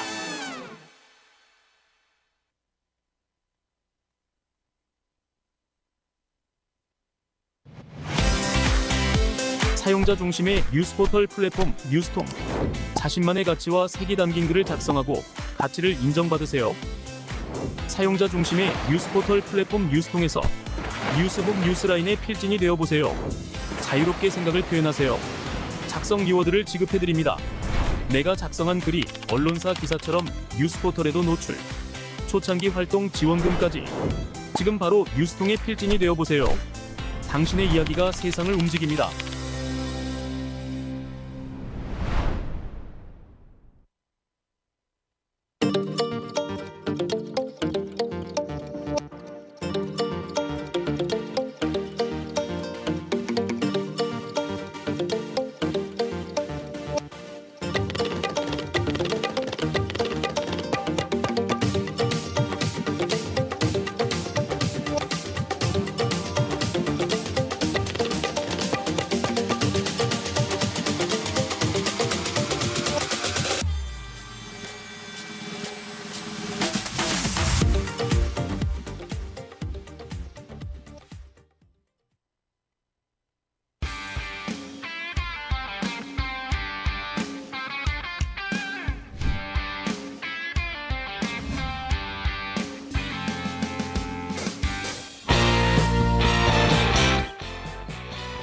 네, 안녕하세요. 이원재입니다. 이원재 끝내주는 경제 3월 14일 금요일 라이브 시작하겠습니다. 오늘은 강정수 박사 모시고요. 중국 AI가 계속 뜨잖아요. 딥시크는 들어보셨죠? 근데 지금 알리바바에서도 엄청 센 거 나왔고 마누스라고 AI 에이전트라는 것도 나와서 지금 이게 미국이 오픈 AI만 잘하고 그런 줄 알았더니 이게 어떻게 되는 거지? 하는 상황이 됐는데 이게 지금 중국이 정말 뒤집는 건지 한번 여쭤보도록 하겠습니다. 강 박사님 어서 오세요. 안녕하세요. 네. 그러니까 알리바바에서 원래 쿠엔이라는 모델이 있었잖아요. 네네. 그거에 지금 새 모델이 나온 건가요? 쿠엔은 이제 계속 물론 똑같이 이제 쉽게 얘기하면 라마, 그러니까 메타의 네. 인스타그램을 가지고 있는 메타의 라마랑 좀 비슷하다고 볼 수가 있고요. 오픈 소스. 네, 오픈 소스로 지금 풀리면서 사실 일본에 있는 기업들도 쓰고 있고 중국에 있는 다양한 스타트업들이라든지 뭐 제조업 기업에서 쓰고 있고요. 그 쿠엔이라는 모델이 있는데 조금 큽니다. 네. 이번에 나온 거는 QWQ32B라고 해서 32B가 하니까 32억 개라는, 그러니까 320억 개의 그렇죠. 파라미터라는 뜻이죠. 모델이라는 근데 이 거죠. 부분을 네. 여러분 비교하시면 여러분들 딥시크 아론이 나왔을 때도 네. 되게 효율적이라고 얘기를 하셨고 작다고 좋아했잖아요. 작고 좋아했었는데 그것이 6,710억입니다. 어이구. 그러니까 6,710억 개. 671B네요, 그러면. 그렇죠. 네네네. 그러니까 20배가 작은 거예요. 그러네요. 파라미터가 20배가 작은데 성능이 아론보다 더 좋다라고 평가를 합니다. 더 좋다고요? 네. 그러면은 그러니까 이런 거는 파라미터가 작은데 성능이 좋다라는 거는 효율적이라는 거거든요. 즉 개발할 때보다 중요한 것은 운영할 때 이것을 서비스로 운영할 때 비용이 훨씬 적게 든다는 거고 심지어 이 지금 알리바바의 QWQ32B 같은 경우에는 우리가 요번에 맥에 애플에서 나온 네네네. 그 뭐 맥북의 스튜디오 같은 이런 서비스에 그대로 설치해서 네. 집에 있는 노트북에서도 돌릴 수가 있는. 아 그래요? 저 여기다 한번 설치해 볼까요? 그건 좀 작을 것 같은데요. 그래서 좀 그런 식의 이 초경량화 모델인데 추론 모델이기 때문에 아론처럼 코딩이라든지 수학 문제라든지 논리적 문제를 잘 풀어준다. 그런 부분에서 뭐 이것이 딥시크의 아론을 훨씬 뛰어넘거나 지금 있는 오픈 AI의 O3를 훨씬 뛰어넘거나 이런 건 아니지만 거의 유사한 실력인데 파라메타가 20배가 적다. 그러니까 훨씬 경제적으로 효율적으로 갔다. 이것은 뭘 의미하냐면 여러분 제임스 와트가 증기기관을 처음으로 만든 사람이 아니거든요. 그 전에도 증기기관은 있었는데요. 네. 그러니까 요 정도 가격대 정도 되면 사람들이 쓸만한 대중화될 수 있는 가격에 있어서의 효율적인 증기기관을 만든 걸로 유명한 겁니다. 아 그래요? 산업혁명 때요? 예, 그래서 저는 처음 만든 사람인 줄 알았어요. 그래서 제임스 와트의 증기기관을 많은 산업 현장에서 앞다투어 쓰게 되는 거죠. 그렇기 때문에 마치 증기기관의 아버지이고 증기기관을 만든 거라고 생각들지만 증기기관은 그 전부터 있었습니다. 그러니까 항상 기술이라는 것은 여러분들이 대중화가 언제쯤 될 거냐 할 때 가격이 떨어질 때부터 대중화가 된다고 그러거든요. 가격이 떨어지기 전에는 흔히 말하는 성능 경쟁을 합니다. 성능 경쟁을 하다가 가격 경쟁이 동시에 붙어버리면 이때부터 빠른 속도로 이 기술이 대중화가 되죠. 왜냐하면 수요가 증가하거든요.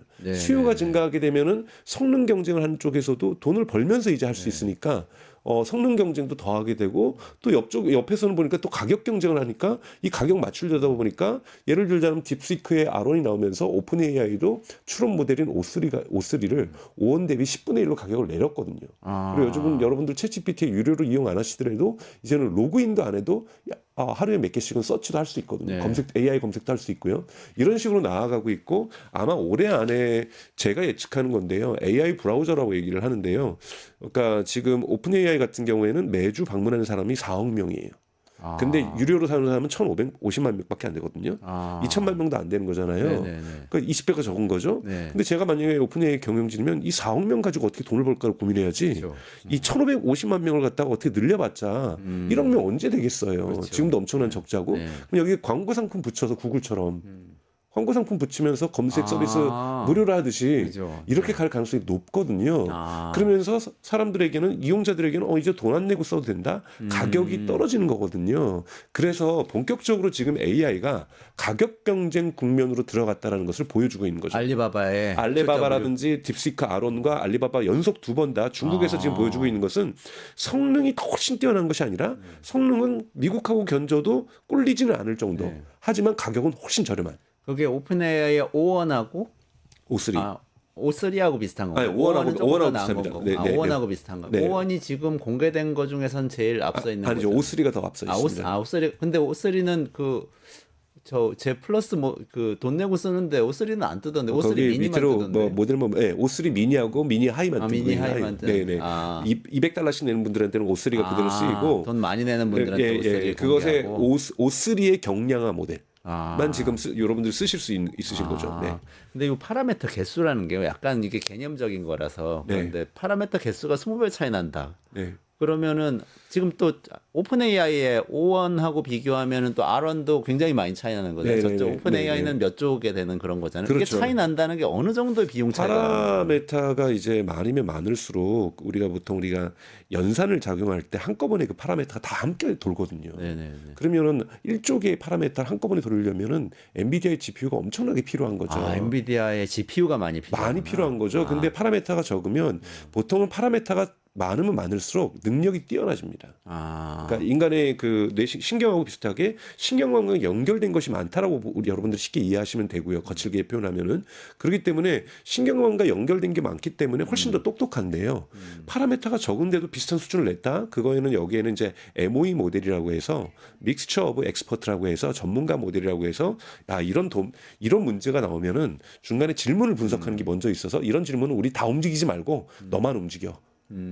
수학자만 움직여, 물리학자만 움직여. 네네. 나 이거는 뭐 저기 뭐야 역사학자만 움직여. 이런 식으로 해서 전문가들한테 처음에 흔히 말하는 세만틱 라우터라고 해서 분석을 한 다음에 이 친구한테 전문가들한테 떨어뜨려주면서 효율성을 높이는 방식을 쓰고 있거든요. 이런 데들은 좀 그렇게 쓰고 있다고 보실 수가 있어요. 그러니까 기술적으로 너무 들어가지 않더라도 시장적으로 볼 때는 이제 중요한 거는 성능 경쟁에서 이제 가격 경쟁으로 가고 있다라는 거고 파라메타라는 건 보통 성능을 의미하는 건데 네. 성능이 좋으면 좋을수록 파라메타가 크면 지금까지는 이거를 답변할 때도 다 한꺼번에 돌려야 되는. 네. 그러니까 네. 무거운 거죠. 몸이 무거우다 보니까 많은 비용이 발생하는 건데 GPU 비용이 많이 발생하는 건데 파라메타가 적으면 적을수록 성능이 떨어졌었는데 성능은 같게 하는데 파라메타를 떨어뜨렸다. 그럼 몸이 가볍기 때문에 훨씬 적은 비용으로 답변을 생성할 수 있다. 이렇게 이해하시면 될 것 같아요. 그러니까 그 학습 단계에서도 돈이 많이 드는 거죠. AI 그렇죠. 칩, 엔비디아 네. 칩이 많이 필요한 거고 네. 또 이렇게 사용할 때 추론 단계인가요? 네, 네. 그때도 또 이 GPU를 많이 써야 그렇죠. 되니까. 근데 AI 경제가 대중화되기 위해서는 사용하는 단계에 비용 저렴한 게 더 중요합니다. 왜냐하면 만드는 기업은 전 세계에 얼마 안 되잖아요. 네네네. 네, 뭐 100군데가 될 수는 있죠. 근데 이걸 쓸 기업은 수십만 개, 수백만 개 기업이 돼야 되거든요. 그럼 이 수십만 개, 수백만 개 기업이 저렴한 비용으로 AI를 돌릴 수 있다라는 것. 저 같은 경우도 이제 스타트업을 같이 창업을 하고 뭐 블루닷 AI라고 하고 있는데 여기서도 API 비용을 내고서 고급 언어 모델을 쓰고 있거든요. 근데 API 모델이 작년에 비해서 엄청 떨어졌어요. 그럼 스타트업에서는 큰 투자 금액이 없더라도 서비스를 한번 해볼 수가 있는 거죠. 그렇죠. 그러면 다양한 스타트업들이 도전 정신이 생깁니다. 우리 과거에는 너무 비싸가지고 투자자들도 돈도 많이 투자 안 해주고 이거 갖고 뭐 몇 개월 하겠어, 1년 넘게 살겠어 했는데 요즘 지난 투자 받은 돈 가지고 뭐 인건비 나가긴 하지만 AI 이용 비용은 정말 뭐 전체적으로 볼 때 재무제표에서 큰 의미를 이제는 차지하지 않아요. 그럼 이제 AI를 사용해서 추가 서비스를 개발하는 업체들도 무수하게 많이 생길 수가 있기 때문에 이렇게 되면서 애플리케이션, 응용 서비스, 우리 마치 스마트폰에서 앱이 많이 나왔던 것처럼 앱을 만드는데 이제 비용이 많이 들지 않는 거죠. 네. 그래서 어쨌든 저비용 경쟁으로 가게 된다. 네, 맞습니다. 근데 또 어쨌거나 이게 관심을 끄는 건 중국에서 이게 시작됐다는 네, 거잖아요. 네. 이게 지금 중국에서 어떻게 해서 이게 이런 게 나오게 됐나 사실 부럽기도 하고요. 우리나라도 엔지니어 많은데. 네, 저는 이 관련해서 이제 이코노미스트에서 이제 황저우라는 도시하고 저장대의 저력이 네. 어떻게 중국 AI 발전에 인맥 파이프라인을 했는가를 분석한 기사가 최근에 나왔어요. 저도 그걸 읽어보면서 되게 큰 감명을 받았고 네. 한국도 이거를 우리가 본받아야 되겠다라는 네. 생각을 했는데 여러분 황저우라는 도시는 미국으로 치면 실리콘밸리하고 같은 도시예요. 여기에서 무엇이 만들어졌냐면은 이 알리바바가 만들어졌고요. 알리바바의 본거지고 텐센트의 본거지고요. 그 다음에 지금은 핀도더라고 해서 미국에서는 상거래 시장에서 알리바바에게 막 도전장을 던지고 있고 여러분들 아시는 테무를 만든 회사. 해무. 그 회사도 이 황저우에서 만들어졌고요. 황저우는 상하이에서 남서쪽으로 한 170km 정도 떨어져 있는 곳에 있습니다. 여러분 지도 보시면 황저우 찾아보면 상하이랑 매우 가깝다는 걸 보실 수 있을 거예요. 여기에 근데 황저우에 뭐가 있냐면 저장대학교라는 것이 있습니다. 이 저장대학교가 중국에서는 스탠포드 대학을 꿈꾸는 곳이에요. 그래서 이 저장대학교 출신들이 만든 기업이 딥시크다. 량원펑이죠. 네, 량원펑이 저장대학교 출신이고요. 네네네. 여기 개발자들의 다수가 저장대학교 출신이에요. 네. 그러니까 중국에서는 흔히 말하는 등수를 매기면 5등 정도밖에 안 하는데요. 저장대가 스탠포드 대학을 꿈꾸고 있는데 그게 뭐냐면 되게 여기 일하는 연구진들과 기업에서 일하는 사람들이 중첩이 많이 돼요. 저장대학교에 학생과 교직원이 한 7만 명 정도가 되는 대학교인데요. 규모가 크죠. 크네요. 근데 졸업한 사람 중에서 5년 안에 창업을 하는 사람이 5명 중에 1명이라는 거예요. 졸업생 20%가 창업을 합니다. 엄청나게 많이 창업을 하네요. 엄청나게 많이 창업을 하는 거고요. 알리바바도요. 여기다가 회사 연구소도 3개나 지어놨고요. 그러니까 중국 기업들이 테크 기업들이 이 저장대 안에다가 연구소도 놓고 여기서 연구한 친구들이 바로 알리바바로 들어올 수 있게 하고 아니면 창업을 하거나 그러니까 즉 학제 간의 산업과의 연결이 대단히 연결돼 있는데 쉽게 얘기해서 우리식으로 하면은 판교에 카이스트가 있다든지 카이스트에 카카오톡과 네이버가 가 있는 거예요. 그런 느낌이라고 보시면은 훨씬 더 저녁 시간에 만나는 시간도 많게 되고 같이 토론회도 하게 되고 학술대회도 열게 되고 같이 심포지움도 열게 되면서 되게 학문과 산업계가 연관이 잘 돼 있다. 그래서 파이프라인이 잘 돼 있고요. 여러분 이 저장대가 전체 종합점수에서는 중국에서도 5등이지만요. 과학 학술 논문 수치만으로는 하버드 대학교 다음이에요. 아 그래요? 아 엄청난 저력을 엄청나게 갖고 저력이 있는 곳이고 요즘 그래서 심지어는 베이징대나 칭화대도 우리가 너무 독립적으로 학술적으로 뛰어난 대학교가 되려고 했었는데 저장대를 본받자. 실용을 되게 중시하는 것이 또 네네. 중국 문화가 있다 보니까 기업과 협업을 더 많이 하는 학교 방향의 벤치마크를 우리 저장대로 바꾸자. 네네. 이런 것이 있고 지금 중국이 뭐라고 했냐면 2030년까지 교육 대국을 만들겠다. 교육대국. 네, 그러니까 이걸 저희가 한 번도 생각을 못했어요. 그러니까 그러면서 교육대국. 많은 전 세계에서 유학 오는 국가로 만들겠다. 아 이것이 지금 중국 정부의 목표예요. 그래요? 미국처럼. 네, 미국처럼 교육 대국을 만들겠다. 아. 이런 부분에서 황저우와 저장대가 가지고 있는 부분에 대해서 우리나라도 저는 벤치마킹 할 것이 되게 많다라고 생각이 들어요. 서울대학교 독립적으로 있고 포항공대 독립적으로 있고 카이스트 독립적으로 있고 네, 뭐 네. 사실은 한국을 이끌어 나갈 이런 기술 엔지니어들이 연구자들이 많이 나오는 것들이 산업계에서 창업을 지원하지만 대단히 동떨어져 있고 지리적으로 떨어져 있으면 이 물리적인 이 케미가 맞기가 좀 어렵거든요. 그렇죠. 근데 네. 같이 있다라는 것이 대단히 저는 중요하다라고 보고 있습니다. 아 그렇게 만들어 보려고 노력들을 하는 것 같은데 예를 네. 들면 뭐 울산에는 울산과기대 네. 뭐 이런 데서 그런 네. 울산 내의 스타트업을 키우는 거하고 좀 연결시켜 보려고도 하고 포스코도 뭐 저 그런데요. 포스텍이 그렇게 하기도 하고 그렇죠. 포항에서 그런 네. 건 저도 좋다고 봐요. 근데 울산에서 예를 들면은 울산 과기대가 있어서 거기에서 인공지능 학자가 있다. 자 그럼 인공지능 학자는 거기서 어딜 가야 되나요? 네이버나 카카오가 거기다가 아, 인공지능 관련된 연구소를 만들거나 회사가 거기 있으면 훨씬 더 편하다라는 거예요. 아, 지역 균형 발전을 그런 식으로 그렇죠. 풀어갈 수도 쿠팡이 있겠네요. 거기 있어야 되는 거예요. 그러니까 정부 기관이 거기 있는 것보다 더 중요한 건 뭐냐면 민간 부분에서 지금 요번에 중국이 큰 반성을 합니다. 중국이 여러분 아시는 것처럼 요즘 중국 주식에도 많이 투자를 하시는데요. 2022년 여러분들 기억하실 텐데요. 알리바바에서 뭐 엔트라는 거 만들어서 핀테크 하겠다니까 철퇴를 날리고.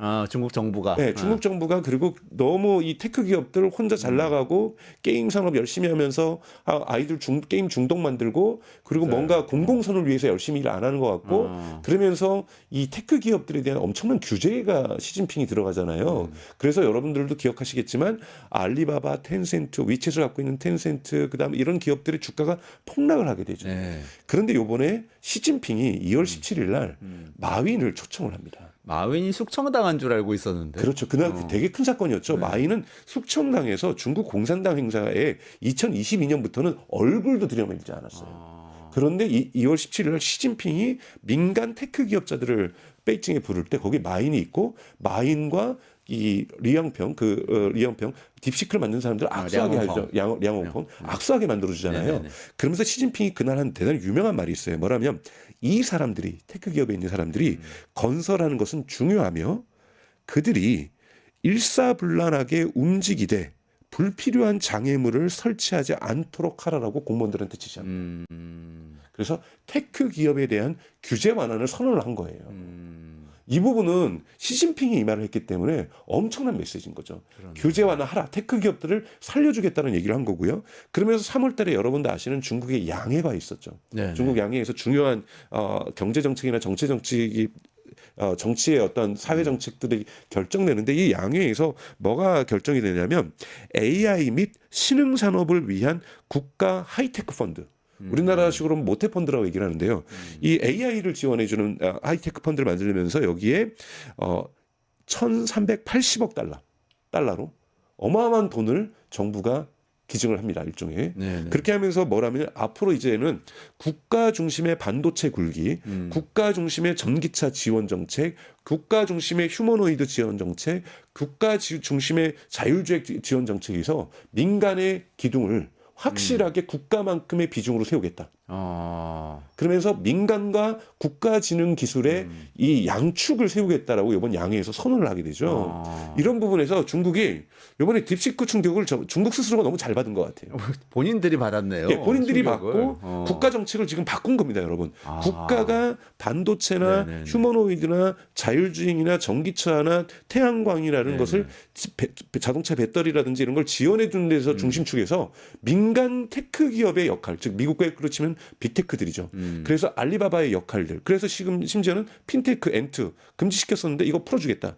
벌써 이 메시지가 나오고 있는 거고 네. 텐센트 다시 정신 차리고 열심히 해라. 바이두는 그날 초대를 받지 못했지만 뭐 이런 민간 테크 기업들에게 핀도도도 마찬가지고 바이트댄스도 너네 잘했다. 틱톡 만들어서 전 세계를 이렇게 한번 바람도 한번 일으켜주고 마찬가지로 딥시크 잘했다. 이런 친구들이 공무원들의 규제에 의해서 이 장애물이 되지 않도록 불필요한 장애물을 만들지 않도록 시진핑이 지시한 거잖아요. 이런 부분에서 앞으로 중국 경제는 명확하게 국가 주도의 어떤 기술 지원과 민간 주도의 기술 발전이 융합되는 이런 방향으로 나아갈 거라고 전문가들은 예측을 하고 있습니다. 아, 그러니까 중국 정부도 어떻게 보면 AI하고 관련해서는 규제에서 지능으로, 네. 그리고 경제하고 관련해서는 분배에서 성장으로 네. 이렇게 좀 턴을 하는 것 같아 보이네요. 네, 맞습니다. 이런 것들이 지금 현재 프랑스도 마찬가지고 유럽도 마찬가지고 왜냐하면 천천히 가고 싶어도 한쪽에서 이거는 게임 시오리하고 비슷한 거잖아요. 게임 이론처럼 한쪽에서 열심히 날려버리면 특히 미국이 열심히 달리려고 하는 거죠. 네.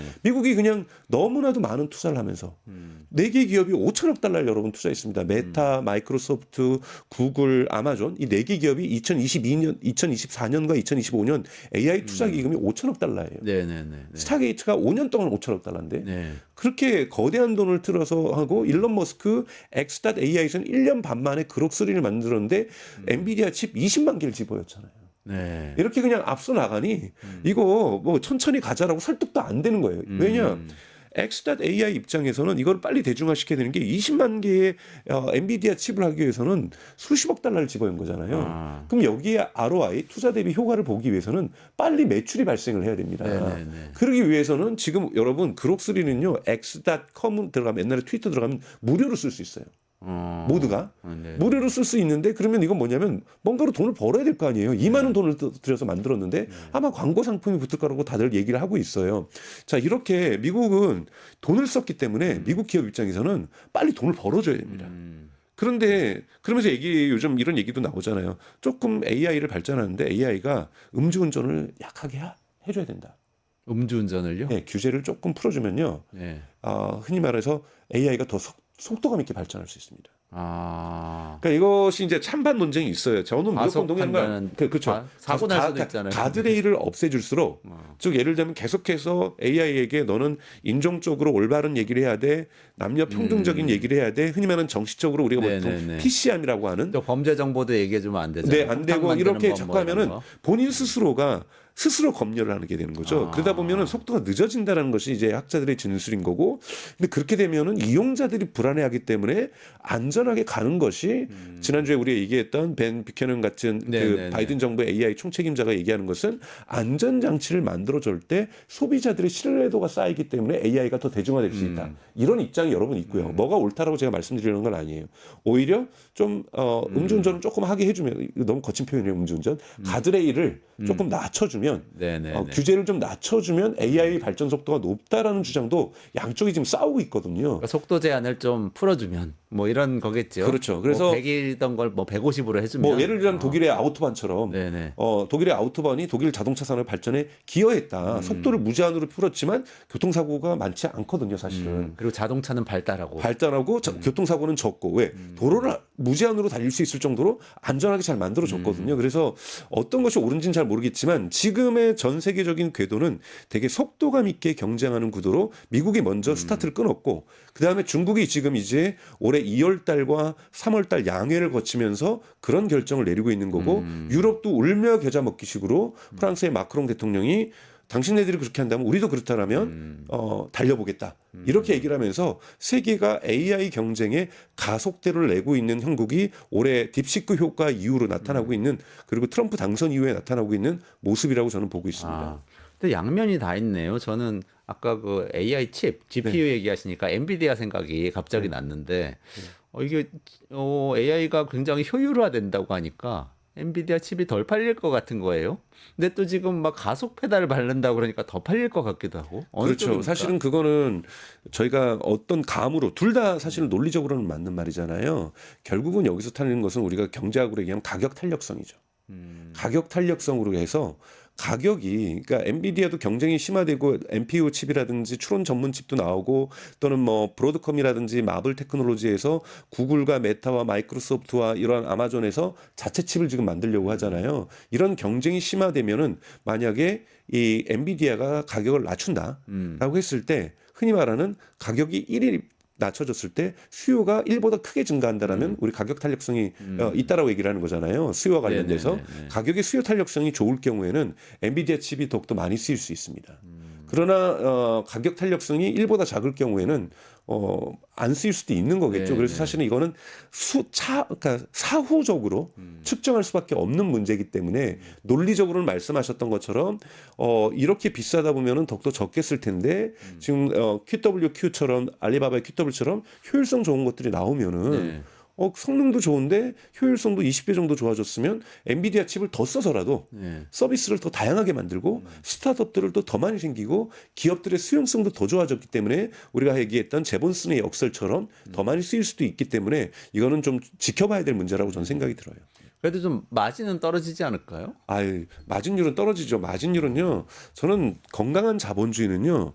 이렇게 7, 80%씩 마진 나오는 건 건강한 엔비디아. 자본주의가 아니죠. 너무 많이 가져간다. 너무 많이 엔비디아가. 가져가는 건요. 여러분 제가 엔비디아 뭐 주주분들을 위해서 비판하는 것도 아니고 제가 질투하는 것도 아니고 이거는 자본주의가 작동하는 법칙이 아닙니다. 자본주의는 왜 지금 이렇게 가속도가 붙는 게 좋습니까? 자연의 비효율성도 있겠지만은 경쟁이 좋은 거는 이렇게 경쟁하면서 가격이 떨어지고 그러면서 수요가 커지고 사람들의 혜택을 누리는 사람들이 시장이 더 많아지는 거잖아요. 마찬가지로 특정 기업이 70%에서 80% 사이의 마진율을 가져간다?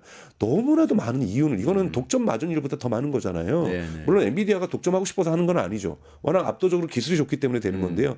그러면 시세 많은 사람들이 생겨서 결국은 경쟁에서 시장을 흔들면서 그 이윤율을 분점하게 되어 있는 거거든요. 이것이 저는 자본주의 숙명이라는 거고 그런 부분에서 엔비디아의 수익률이 점차 떨어지는 거는 매우 정상적인 저는 자본주의 진화 과정이라고 보고 있습니다. 그러니까 투자 수익률은 좀 떨어질 수도 있겠네요. 네, 만약 마진이 그렇습니다. 떨어진다고 그러면. 하지만 네. 곱하기 매출량을 해서 매출이 늘어나면 매출이 늘어나면 또 상쇄될 수도 있다. 네, 그러면 볼륨 이런 자체가 수익의 볼륨 자체는 커질 수 있죠. 하지만 수익률이라고 하는 수익률은 건 떨어져야죠. 즉 판매 한 개의 단가에 거기에 비용 단가가 그렇죠. 너무 낮아서 너무 비싸게 팔리고 이르지는 않을 수 있다는 거죠. 판매 가격은 내려갈 수 있지만 우리가 면적은 넓어질 수 있거든요. 곱하기 해가지고 판매량이 많아지면 되는 거니까 이런 부분에서 엔비디아가 어떤 전략을 취할 수 있느냐 또는 또 다른 수익원을 만들어내는 것. 예를 들면 휴머노이드 로봇에서 지금 코스모스를 만들어내고 또는 자율주행에도 엔비디아가 들어가려고 하는 것 또는 여기 자율주행에 들어가는 토르칩이라고 하는데 추론 칩들 그다음에 휴머노이드 로봇에 들어갈 토르 칩들 그러니까 즉 이러한 추론 칩들 이런 부분에서도 엔비디아가 새로운 시장을 만들어낸다라면 엔비디아는 계속해서 저는 성장할 가능성이 있다고 보고 있습니다. 중국 AI하고 관련해서 최근에 화제가 많이 됐던 게 또 마누스라는 네, 마누스입니다. 그 전에 한번 나오셔서 AI 에이전트 한번 설명해 주셨잖아요, 네, 강 네. 박사님. 그 네. AI 에이전트인 거죠? 네, AI 마누스가. 에이전트고요. 네. 뭐 많은 사람들이 또 마누스가 나오면서 이거 제2의 딥시크다. 뭐 제2의 딥시크다는 건 제2의 딥시크까지는 아니고요. 또 많은 사람 또 비판하면서 뜯어봤더니 전문가들이 클로드하고 이 알리바바의 코엔을 써서 이걸 만든 거예요. 그러니까 자체 AI가 아니고 자체 AI 모델은 전혀 아니고요. 네. 이거는 서비스입니다. 즉 딥시크라든지 이런 거는 기술이고요. 네네. 기술 그 자체고요. 그 다음에 이 마누스는 서비스예요. 이렇게 이해하면 되는 건가요? 딥시크나 뭐 오픈 AI의 GPT 이런 거는 두뇌를 만든 거고, 네. 뭐 마누스 이런 거는 뭐 입만 만들거나 뭐 이렇게 그렇죠. 해서 그래서 대중들의 소통 서비스 만들 수 애플리케이션, 있게. 즉 아. 기술을 이용해 가지고 앱을 만든 거예요. 두뇌는 딴 데서 갖다 네, 쓰는 쿠팡 거고. 앱을 만든 거고 예를 들면 그런 걸 부탁할 수 있어요. 나 테슬라의 또는 엔비디아의 주가 동향에 대해서 알고 싶어. 그럼 이 친구가 대시보드를 만들어줍니다. 코딩까지 해서 아, 웹사이트를 만들어줘서 계속해서 실시간으로 변화한 주가뿐만이 아니라 여기에 블룸버그 뉴스라든지 월스트리트저널 뉴스라든지 또는 파이낸셜 타임즈 뉴스를 분석해서 전문가들이 어떻게 분석하고 있는지 애널리스트들은 이거를 갖다가 불 케이스에서는 어떻게 가격이 올라갈 거라고 보는지 비어 케이스에서는 가격이 어떻게 평균 값으로 내려갈 거라고 보는지 이거를 대시보드를 쫙 만들어줘요. 아, 그러니까 내가 주문하는 대로 만들어준다. 그렇죠. 그다음에 제가 런던에다가 아파트를 구하는데 나는 월세를 이 정도 내고 싶어 그러면은 런던에 있는 부동산 사이트에 들어가 가지고 정보를 끄집어 와 가지고 런던 지도, 구글 지도 가지고 와 가지고 런던 부동산 지도를 쭉 보여주면서 너가 원하는 가격대에 있는 집들은 지금 현재 지도로 보면 여기 이렇게 딱 표시될 수 있어. 그러면 너가 원하는 대로 이거 집들 하나씩 구경해봐. 그러면 여기 집을 내가 오퍼를 집어줄 수 있어. 이런 것도 만들어주고요. 그걸 코딩해서 만들어주는 자기가 건가요? 코딩까지 해줍니다. 제가 원하는 자연어로 얘기하는 원하는 바를 이야기하면 코딩을 해서 하나의 세미 웹사이트를 만들어줍니다. 말로 하면 코딩으로 해서 프로그램 짜서 그렇죠. 웹사이트를 만들어준다. 그러니까 사람들이 기절한 거예요. 야, 이렇게까지 빨리 가다니. 물론 이런 것들을 지금 오픈 AI도 하고 있어요. 오픈 AI도 여러분들은 못 쓰시고 계신데 $200 내면 쓰실 수 있는 오퍼레이터라는 기능에서 속도가 매우 느리지만 비슷한 걸 해주고 있거든요. 근데 훨씬 빠르게 하는 거고 이 서비스를 잘 만들었다고 얘기를 하면서 박수를 치고 있는데 일부 이제 비하하시는 분들은 평가절하하시는 분들은 뭐 자기네 자체 모델도 아니고 클로드 갖고 만들었는데 뭐 엔트로픽의 클로드 갖고 만드는 아니죠. 그럼 엔트로픽의 클로드는 왜 지금 이런 마누스를 못 만들고 있습니까? 그렇죠. 그러게요. 이렇게 반문하셔야 되는 거예요. 네. 이런 훌륭한 서비스를 쓰는 아이디어를 내는 것도 저는 대단히 AI 대중화에 중요하다. 그렇기 때문에 마누스에게 제가 박수를 보내고 싶은 것은 딥시크 같은 기술력이 아니에요.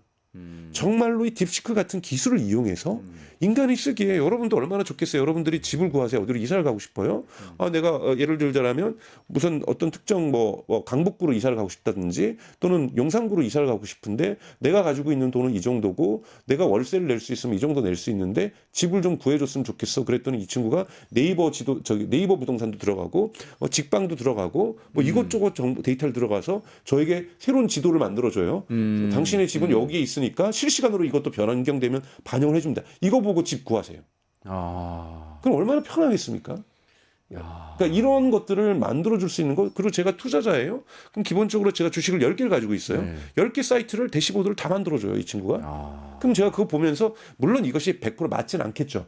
하지만 기본적으로 참조하는 기초 정보가 되는 거잖아요. 이런 것들을 그냥 글로 만들어준 게 아니라 웹사이트에서 동적으로 실시간 정보를 반영해서 10개를 만들어준다. 그럼 제가 그걸 보면서 제 판단을 투자 판단할 수 있는 거잖아요. 이런 부분에서 AI가 실용적으로 얼마나 우리에게 그러니까 즉 보통 사람에게도 전문가들이나 이런 거는 여러분 애널리스트들이 그렇죠. 투자회사에서 네네네. 비싼 돈 들이고 만드는 거거든요. 그렇죠. 비싼 돈 들이고 가지고 수 있는 걸 제가 마누스를 갖다가 지금 가격은 아직 결정되지 않았어요. 월 $200를 가지고 만든다? 그럼 제가 투자하는데 20군데를 투자한다? 그럼 당연하게 저는 그거 쓸 것 같아요.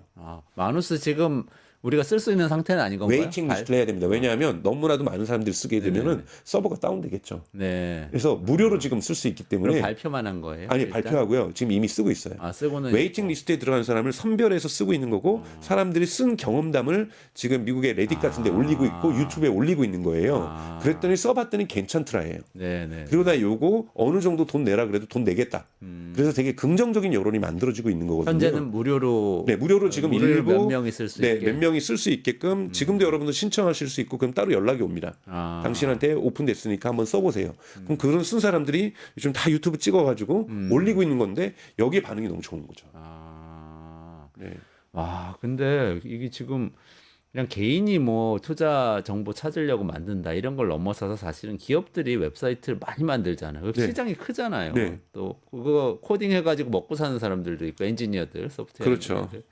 그런 거는 다 없어지겠네요. 기업에서 그냥 담당자가 띡띡띡 해가지고 만들면 그래서 이제 만드는 거 아니에요? 그런 개발자들의 시장이 축소된다는 뭐 두려움도 있고 공포도 있는데 제가 지난 시간에 벤 뷰캐넌 얘기를 하면서 바이든 정부의 AI 총괄했던 사람 그분이 얘기하는 건 뭐냐면 그럼에도 불구하고 사회가 소프트웨어 사회로 가게 되면은 개발자의 총수요가 급증하고 있기 때문에 그러니까 다만 개발 총수요 즉 소프트웨어에 대한 총수요가 증가한다고 해서 개발자의 숫자가 늘어나는 건 아니다. 지금의 개발자들이 더 많은 일을 하게 되면서 훨씬 더 일자리가 개발자 같은 경우 줄어들지는 않을 수 있다. 다만 이 개발자들의 소프트웨어 툴을 가지고서 뭔가를 하던 사람들은 일자리가 줄어들 수 있다. 이렇게 보고 있습니다. 그러니까 예를 들면은 지금 이 마누스 AI 지금 이거 만든 스타트업도요. 창업을 2022년도에 했어요. 그런데 이렇게 3년 만에 이런 훌륭한 서비스를 만들어낸 그것만 거잖아요. 들었네. 그러니까 이런 기업들이 이제는 속속 나올 수 있다라는 얘기인 거잖아요. 그렇기 때문에 이건 중국에서만 나올 거라고 저는 보지는 않습니다. 이제 적극적으로 네. 사람들이 다른 툴을 이용해서 이제 마뉴스가 또 딥시크 같은 이펙트 효과를 준 건 뭐냐면 우리가 흔히 말하는 LLM 안 갖고 있어도 또는 대한민국의 LLM 안 갖고 있어도 대한민국은 물어봐야 돼요. 왜 마뉴스 같은 기업이 안 나왔는가? 왜요? 여기는 클로드라고 하는 미국의 유료 서비스를 쓴 거고 그다음에 알리바바의 퀀이라고 하는 오픈 소스를 써서 이렇게 만들었단 말이에요. 세계를 놀라게 할 만한 기술이 아니라 서비스를 만든 거죠. 그러면 대한민국도 물어봐야 돼. 우리도 왜 이런 서비스값은 안 나오는가? 어떻게 하면 나오게 할 것인가? 이런 질문들을 해야 된다는 거고 이런 부분에서 저는 가장 중요하게 이번에 배워야 될 교훈은 항저우와 저장대학교가 갖고 있는 인맥, 그 인력에 대한 파이프라인. 즉 기술자와 AI 연구자들이 그리고 학문과 산업이 완전히 이렇게 일체가 되는 모든 학문이 다 그럴 이유는 없습니다. 순수하게 학문하는 것도 고립돼서 옛날 수도원처럼 저도 있어야 된다고 생각이 들어요. 네. 근데 너무 수도원 분위기예요. 워낙 수도원에서 대학교가 사실 탄생했잖아요. 그렇죠. 네, 그래서 중세에. 상하탑이라는 단어가 있을 정도로 뭔가 고립되어야 사회와 떨어져 있어야 성찰할 수 있고 반성할 수 있으면서 깊이 있는 학문이 나온다는 거에 저도 동의를 합니다만 모든 대학이 그럴 수는 없는 거잖아요. 모든 대학이 그럴 수 없고 모든 시기에도 영원한 불변의 법칙이라고 생각하지는 않거든요. 그런데 황조와 저장대가 흔히 말하는 실리콘밸리와 스탠포드 대학 간의 관계를 그대로 벤치마킹했다라는 거고 한국에는 실리콘밸리와 스탠포드를 벤치마킹하거나 황조와 저장대를 benchmarking하는 모델이 지금 없다라는 거가 대단히 지금 중요한 문제라고 저는 생각이 듭니다. 아, 그렇군요.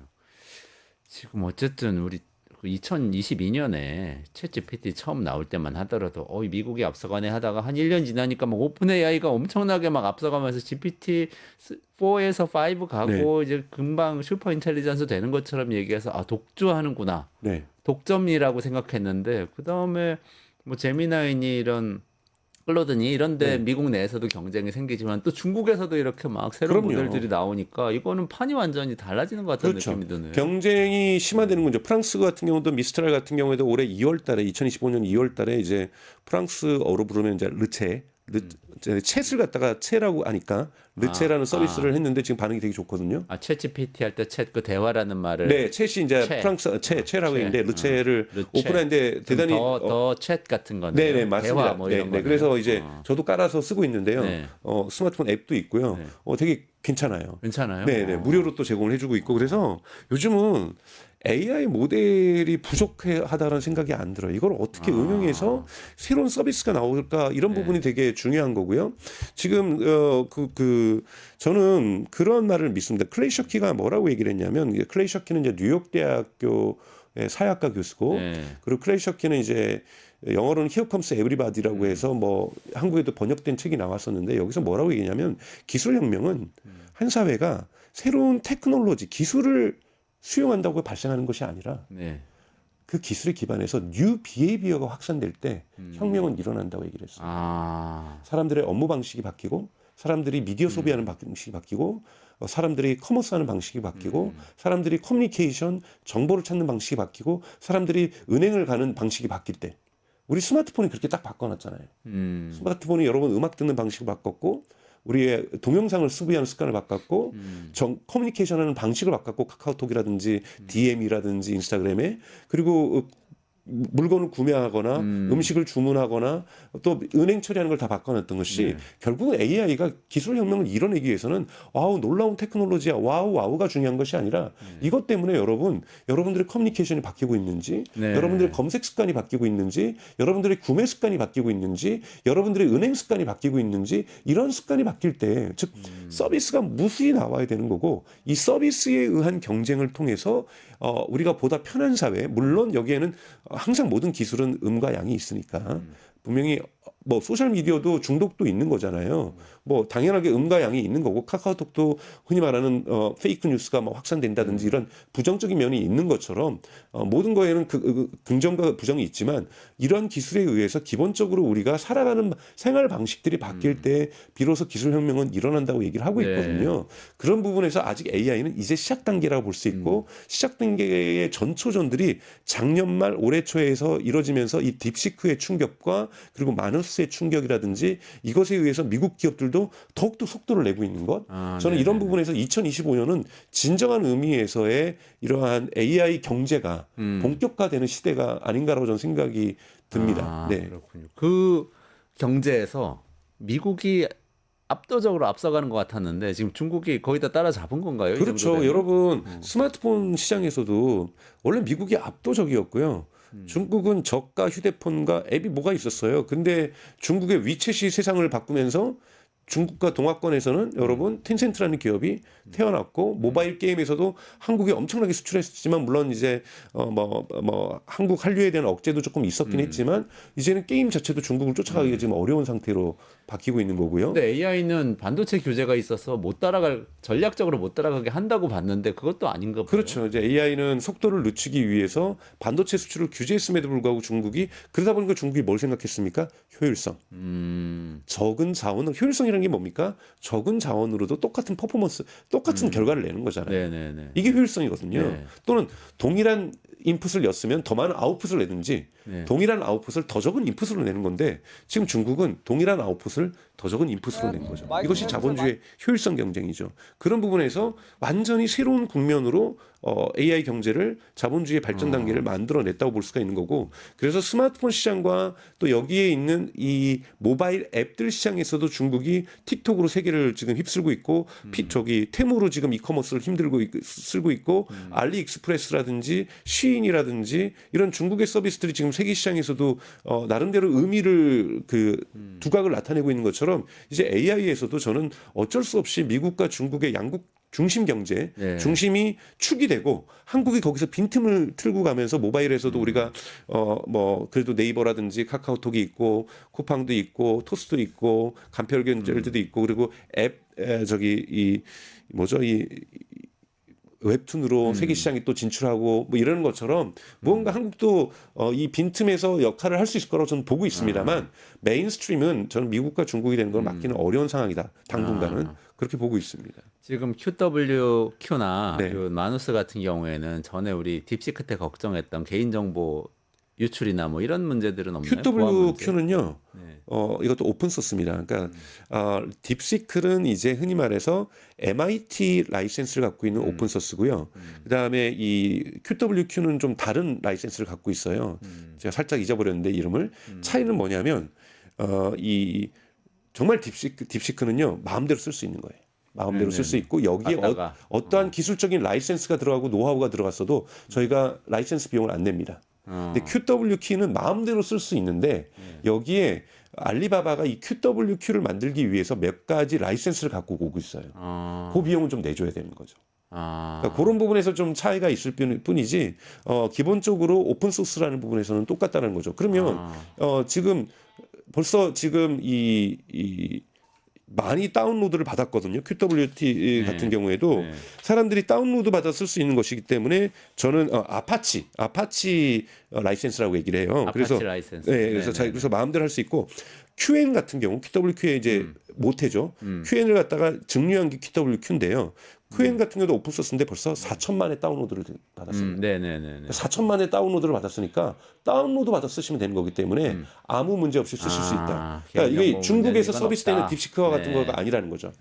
그렇군요. 네. 알겠습니다. 여기까지 진행해야 될 것 같아요. 강정수 박사님하고 중국의 AI 굴기 또는 중국의 AI 반격 다뤄봤고요. 저희 이원재 끝내주는 경제는 주말에는 쉬고 라이브는 진행하지 않고 다시 보기 시청하시면 되고요. 월요일에 다시 찾아뵙겠습니다. 그래서 월요일 오후 5시에 끝장 뉴스 그리고 5시 45분에 끝내주는 경제 라이브로 다시 찾아뵙기로 하고요. 강정수 박사님하고 같이 여기서 인사드리고 물러가도록 하겠습니다. 고맙습니다. 고맙습니다.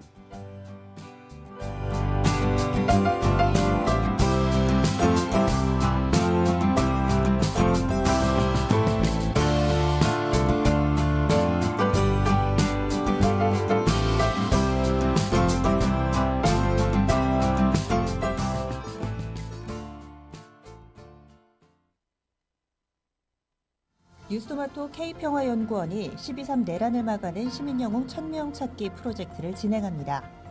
비상계엄 선포 이후 국회, 광화문, 남태령, 한남동 공관, 헌법재판소 등지에서 내란을 막고 탄핵 소추를 이뤄낸 시민영웅 1000명을 찾아내 대한민국 민주주의의 역사로 기록하고 시상의 본보기로 삼음으로써 민주주의를 더 널리 확산하기 위한 프로젝트입니다.